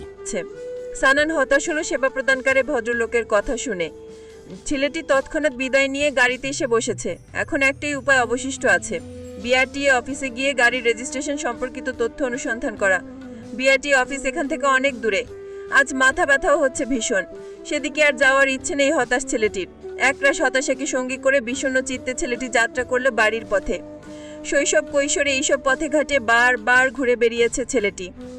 সেই সব দিনের সাথে মিশে আছে কত শত স্মৃতি। তখনকার দিনে ঢাকা থেকে দাদা বাড়িতে এলে মাঠে ঘাটেই সময় কেটে যেত ওদের। দূরের মাঠে ভাড়ায় গিয়েও টুর্নামেন্ট খেলেছে যমজ ভ্রাতৃদ্বয়। আজ বদলে গেছে অনেক কিছু। রাস্তাঘাট যেমন বদলেছে তেমনি বদলেছে আশেপাশের বাড়িঘর। ইট পাথরের দেয়ালে বন্দী হচ্ছে গায়ের মানুষের জীবনও। শুধু কি বাড়িঘর আর রাস্তাঘাটই বদলে গেছে? না, এইসবের সাথে বদলেছে মানুষের মনও। মায়ার বড্ড অভাব এখন। কোথায় হারিয়ে গেছে মায়া কে জানে। হয়তো লাজের ঘোমটা টেনেছে মানুষের অমানসিক কাজ দেখে। শৈশব কৈশোরের ভাবনায় হারিয়ে সানান গাড়ি নিয়ে ফিরে এলো বাড়িতে।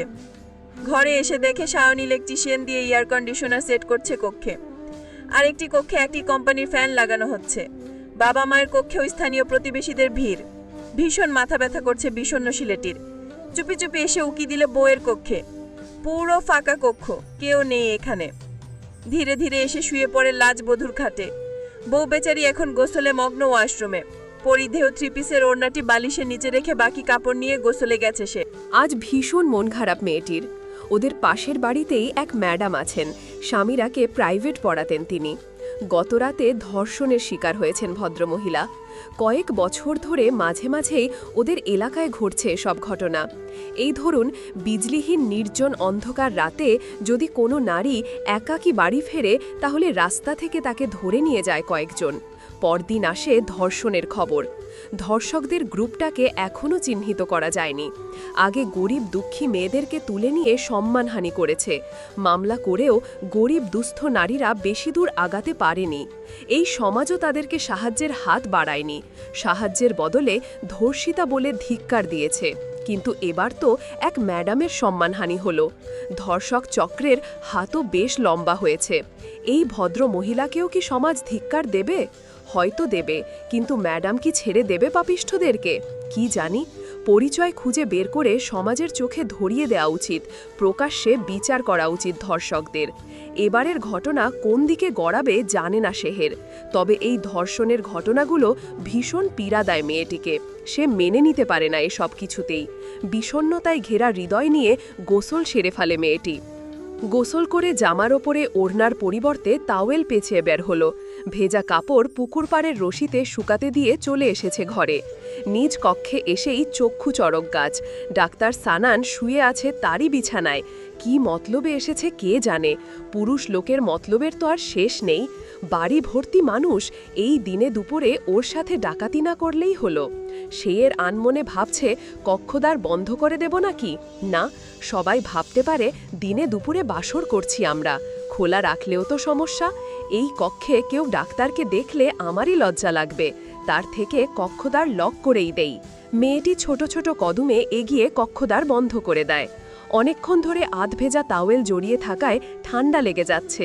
তাওয়েলটি বারান্দায় ঝুলিয়ে দিয়ে কক্ষে ফিরে এলো মেয়েটি। এবার ওড়না পরতে হবে যে, কিন্তু ওড়না তো রয়েছে বালিশের নিচে। ডাক্তার সানান ঘুমোচ্ছে সে বালিশে। ওড়না আনতে গেলে যদি ঘুম ভেঙে যায়, তার চেয়ে বরং অন্য ওড়না পরে নেই। না, জামা সালোয়ারের সাথে মিলবে না এমন কোনো ওড়না তো পরিধান করা যাবে না। শ্বশুর শাশুড়ি স্বামী সবার সামনে কি সেট না মিলিয়ে পোশাক পরা উচিত? না, কিছুতেই না। এই সব এলোমেলো ভাবনায় হারিয়ে মেয়েটি চুপি চুপি হাত বাড়ায় সানানের বালিশের নিচে। ওড়না ধরে টান দিতেই বেচারা ডাক্তার লাফিয়ে ওঠে নিচ ছেড়ে। শেহের ওড়না নিয়ে সরে দাঁড়ায় দূরে। সানান কণ্ঠে ঝংকার তুলে শুধায়, আমার ঘুমটা ভেঙে দিলে কেন দেড় বেটারি? আপনি আমার ওড়নার ওপর শুয়েছেন? কি সব বাজে বাজে বকছিস? আমি কেন তোর ওড়নার উপর শুতে যাব? বালিশের নিচে ওড়না ছিল আমার। ও সরি। শেহের গাল ফুলিয়ে রেখেছে গাঢ় অভিমানে। ঘুম থেকে উঠেই বড়মশাই তুই তোকারি শুরু করলো। স্বামীর বারবার এভাবে ছন্দ হারানোর বিষয়টা ভীষণ মন্দ। সানান আবারও ধপ করে শুয়ে করেছে বিছানায়। শেহেরের পানে না চেয়েই আদেশের সুরে বলল, আমার ভীষণ মাথা ব্যথা, তুই আবার ডিস্টার্ব করিস না তো আমায়। আবার ডিস্টার্ব মানে? আমার রুমে শুতে এসেছেন কেন? আমরা কি পুরোপুরি বৌজামাই হয়েছি নাকি? সানান তৎক্ষণাৎ লাফিয়ে উঠে বসেছে বিছানায়। চাপার আগের সুপ্ত বাহানায় ফিরে যাবে বউয়ের কক্ষ ছেড়ে। যাবার পূর্বে অনল ঝরা দৃষ্টিতে চেয়ে বলল, নায়িকা হবার ভূত তোর মাথা থেকে চিরতরে নামিয়ে ফেলবি, তা না হলে পুরাপুরি জামাই বউ আমরা কখনোই হব না। শেহের ভাবছে বেচারা বড়মশাই হয়তো সীমাহীন দুঃখে ডুবে আছে। আমার নায়িকা হবার ইচ্ছেটা মেনে নিতে পারেনি কোনোভাবেই। আমার তো আর আপন বলতে কেউ নেই ইহলোকে। এই বর বেচারার সাথেই ভালো থাকতে হবে আমায়। এখন না হয় বলে দেই আমি নায়িকা হব না। একবার জামাইটাকে হাত করে ফেলি, জামাই বগল দাবা হয়ে গেলে অনেক কিছুই করা যাবে পরে। এই সব লুকোচুরি ভাবনায় হারিয়ে মেয়েটি বলল, দাঁড়ান। সানান দ্রুত পায়ে চলে গিয়েছিল কক্ষদ্বারের নিকটে। বউয়ের ডাকে থমকে গিয়ে বলল, বল। শেহের নিকটে গিয়ে শান্ত কণ্ঠে বলল, আমি আসলে নায়িকা হতে চাই না। সত্যি? সত্যি? অসীম খুশির আনাবিল ছন্দ যেন এসে ধরা দিল সানানের হৃদয়ে। খুশির নব নব উচ্ছ্বাসে হারিয়ে বেচারা কোলে তুলে নিল বউকে। শেহের তো হারিয়ে যাচ্ছে প্রজাপতির ন্যায় স্বপ্নডানায় উড়ে। চুপি চুপি যেন ঝিলমিল খুশির বর্ণিল আমেজ এসেছে হৃদয় ঘরে। সানানেরও হৃদয় ছুঁয়ে ছুঁয়ে যাচ্ছে প্রেমময় অনুভূতির প্রশান্ত পর্শে। এ যেন হৃদয়ে হৃদয় হারাবার এক মোহনীয় মধুক্ষণ। বেচারা লাজবধূকা এনে শুইয়ে দিয়েছে বিছানায়। কানের কাছে অধর এনে ফিসফিসিয়ে বলল, চলো লাজবধূ, আজ আমরা পুরাপুরি জামাই বউ হয়ে যাই। শেহের আজও লাজলাঙা বদন ঢাকল ওড়নার আড়ালে। সানান এক হাতে ওড়নাটি ছুঁড়ে ফেলে বউয়ের বদন থেকে। বউ বেচারি লাজে হুঁশ হারিয়ে গায়ের জামা টেনে বদন ঢেকে নেয় দ্রুত হাতে। এমন বোকামিতে পিঠসহ নাভির অংশটি উন্মুক্ত হয়ে যায় একসাথে। বউয়ের এহেন বেসামাল অবস্থায় বেচারা দুষ্ট স্বরে বলল, আরে আমি তো শুধু মুখ দেখতে চেয়েছি, মুখের বদলে অন্য কিছু দেখালে কি ভালো লাগে? শেহের আবার জামা টেনে ঢেকে দিল উন্মুক্ত উদরকে। সানান পরম আদরে বউকে আলিঙ্গন করে নিচু স্বরে বলল, আমি কিন্তু এখন তুমি করেই বলছি। কথা ছিল তুমি করে বললে লিপকিস দেবে, সেসব মিটিয়ে দাও না এখন। মেয়েটি দু হাতে মুখ ঢেকেছে ভীরু ভীরু লাজে। বর বেচারা হাত সরিয়ে চুমু খেল বউয়ের লাজ রাঙা গালে। লাজবধূর নয়ন মুদিত হল হঠাৎ সুখের নব নব পর্শে। আরও একটু প্রেমাসুখের পরশ দিতে অধরে অধর ছুঁয়ে দিয়েছে সানান। এমনই মধুক্ষণের মোহময় ঘোরে করাঘাত হল দুয়ারে। সায়ন জোরে জোরে কড়া নেড়ে বলছে, সানান বেরিয়ে আয় এখন, এসি ঠিক হয়ে গেছে। সানান বিরক্তির সুরে বিড়বিড় করে আওড়ায়, ব্যাটা, ঢোল পেয়েছিস নাকি? দরজা তো ভেঙে ফেলবি। সানান উঠে দাঁড়িয়ে যেতে চায় তৎক্ষণাৎ, কিন্তু তার অবাধ্য হাত ঘড়িটি আটকে ছিল বউয়ের দীর্ঘ চুলে। ছেলেটি ঘড়ি খুলতে উদ্যত হলে শেহের ঈষৎ লাজে আলতো হেসে বলল, এই চুলগুলো আপনাকে যেতে দিতে চায় না আমার কাছ থেকে। বর বেচারার ভীষণ খুশির স্রোত এসেছে বউয়ের মুখে আদুরে কথা শুনে। ঘড়ি থেকে চুল ছাড়িয়ে ছেলেটি আরেকবার চুমু খায় বউয়ের অধরে। আবারও আদরে লাজবধূ হারাচ্ছে রংধনুর ন্যায় রঙিন ভুবানে। বড়মশাই যখন গভীর চুম্বনে মগ্ন, তখনই আবার করাঘাত হলো কক্ষের দুয়ারে। সায়ন এবার চেঁচিয়ে বলছে, দরজা খোল সানান, ইলেকট্রিশিয়ান চলে যেতে চাচ্ছে। শেহের বলছিল এই রুমের ফ্যানটা একটু ঠিক করে দিতে। ইডিয়েট একটা। সায়নকে গালি দিয়ে সানান উঠে যায় বউকে আলিঙ্গন মুক্ত করে। শেহের লাজুক কণ্ঠে বলে ওঠে, সায়ন ভাইয়া যেভাবে বারবার নক করছে, সবাই জেনে গেল নাকি আমাদের এক রুমে থাকার ব্যাপারটা? তো বিরক্তির সুরে জবাব দেয় সানান, না মানে আমরা এভাবে। আমরা কিন্তু হাজব্যান্ড ওয়াইফ। তা ঠিক, কিন্তু আমি আসলে বলতে চাচ্ছিলাম, সবাই যদি ছি ছি করে। হইদের বেটালি, হাজবেন্ডের সাথে এক রুমে থাকতেও তোর ভয়? অনল ঝড়ো চাহানিতে চেয়ে চেঁচিয়ে ধমক দেয় সানান। ক্ষণিকেই ভয় চুপসে গেল লাজবধূ। ছেলেটি এমনিতেই ফিরে যাচ্ছিল নিজ কক্ষে, তার মধ্যে বউয়ের এহান কথাবার্তায় মেজাজ বিগড়ে গেছে পুরোটাই। মানুষ হারায় মায়ায়, মায়ায় জীবনকে জড়ায় জীবনের সাথে নতুন সম্পর্কে। সানানও ধীরে ধীরে হারাতে চায় লাজবধূর মায়ায়। এই যে অস্থির হয়ে আগন্তুককে খুঁজছে, সেটাও কিন্তু লাজবধূকে নিরাপদে রাখার তরেই। এখনই তো নিজের সাথে বিলেতে নিতে পারবে না বউকে, সবকিছু প্রসেস করতে কিছুদিন সময় লাগবে। নিজে বিলেতে ফিরে গেলে বউ যেন এই কটা দিন নিরাপদে থাকে, সে ভাবনাই তটস্থ করছে ছেলেটিকে। আগন্তুকের গাড়ির রেজিস্ট্রেশন সম্পর্কিত তথ্যই এখন পরিচয় জানার শেষ উপায়। তথ্য জানতে আজ সকাল সকালই ছেলেটি বেরিয়ে গেছে বিআরটি অফিসের উদ্দেশ্যে। বাড়ি ছাড়া যাবার পরই বড় ফুপু আলেয়া আসে বাড়িতে। মূলত রূপম রাহেলার সাথেই গোপন পরামর্শ পড়ে সানানের অনুপস্থিতিতে তিনি এসেছেন বাড়িতে। এসেই শেহেরের চরিত্রের নামে যা তা বলতে থাকে সানানের মায়ের কাছে। মা মায়া আহমেদ সব শুনে বিশ্বাস করতে চায়নি প্রথমে, পরে প্রমাণ হিসেবে এলাকার সিঁধেল চোরের গল্প শোনায় আলেয়া। যেদিন লন্ডন থেকে সানান আসে বাড়িতে, সেদিন রাতে বাতায়নে উকি দেয় এলাকার সিঁধেল চোর। হুজুর দাদার ধাওয়া খেয়ে পালাবার পূর্বে সানান শেহেরকে দেখেছিল একই বিছানায়। মায়া আহমেদকে বোঝানো হলো তার জ্বরে আক্রান্ত পুত্রকে রূপ দেখিয়ে হস্তগত করেছে শেহের। ভদ্রমহিলা আগের যুগের মানুষ তো, অল্পতেই অবিশ্বাস করল নিজের পুত্রকেও। সানান অসুস্থ ছিল সেদিন, বিলেত থেকে বহুপথ জার্নি করে এসে হুঁশ নাও থাকতে পারে। আলেয়ার মাতে কোনো দোষ নেই ছেলেটির। মায়া আহমেদের কাছে সকল দোষে দোষী করল শেহেরকে। এতিম মেয়েটি কৌশলে তার পুত্রের বিছানায় গিয়েছে শুনে ভীষণ ক্ষিপ্ত তিনি। আজ সকাল থেকেই ডাক্তার আন্দালিব পুত্র সায়নকে নিয়ে ভীষণ ব্যস্ত। বাড়ির উঠোনে স্থানীয় গরিব দুঃখী মানুষকে চিকিৎসা সেবা দিচ্ছেন। প্রতিবার বাড়ি এলেই দুস্থ লোকদের চিকিৎসা দিয়ে থাকেন ভদ্রলোক। যমজ পুত্রদ্বয়ও গত টার্ম থেকে সাহায্য করছেন তাকে। কিন্তু সানান তো আজ ব্যস্ত আগন্তুকের পরিচয় অনুসন্ধানে। আর বেয়ারা শামস ঘুম থেকে উঠে কোথায় গেছে কে জানে। শেহের পাঠ্য বই পড়তে পড়তে ঘুমিয়ে পড়েছিল পড়ার টেবিলে। আলেয়াকে সাথে মায়া আহমেদ এসে প্রবেশ করলেন শেহেরের কক্ষে। চুলের মুঠি ধরে উঠায় ঘুমন্ত মেয়েটিকে।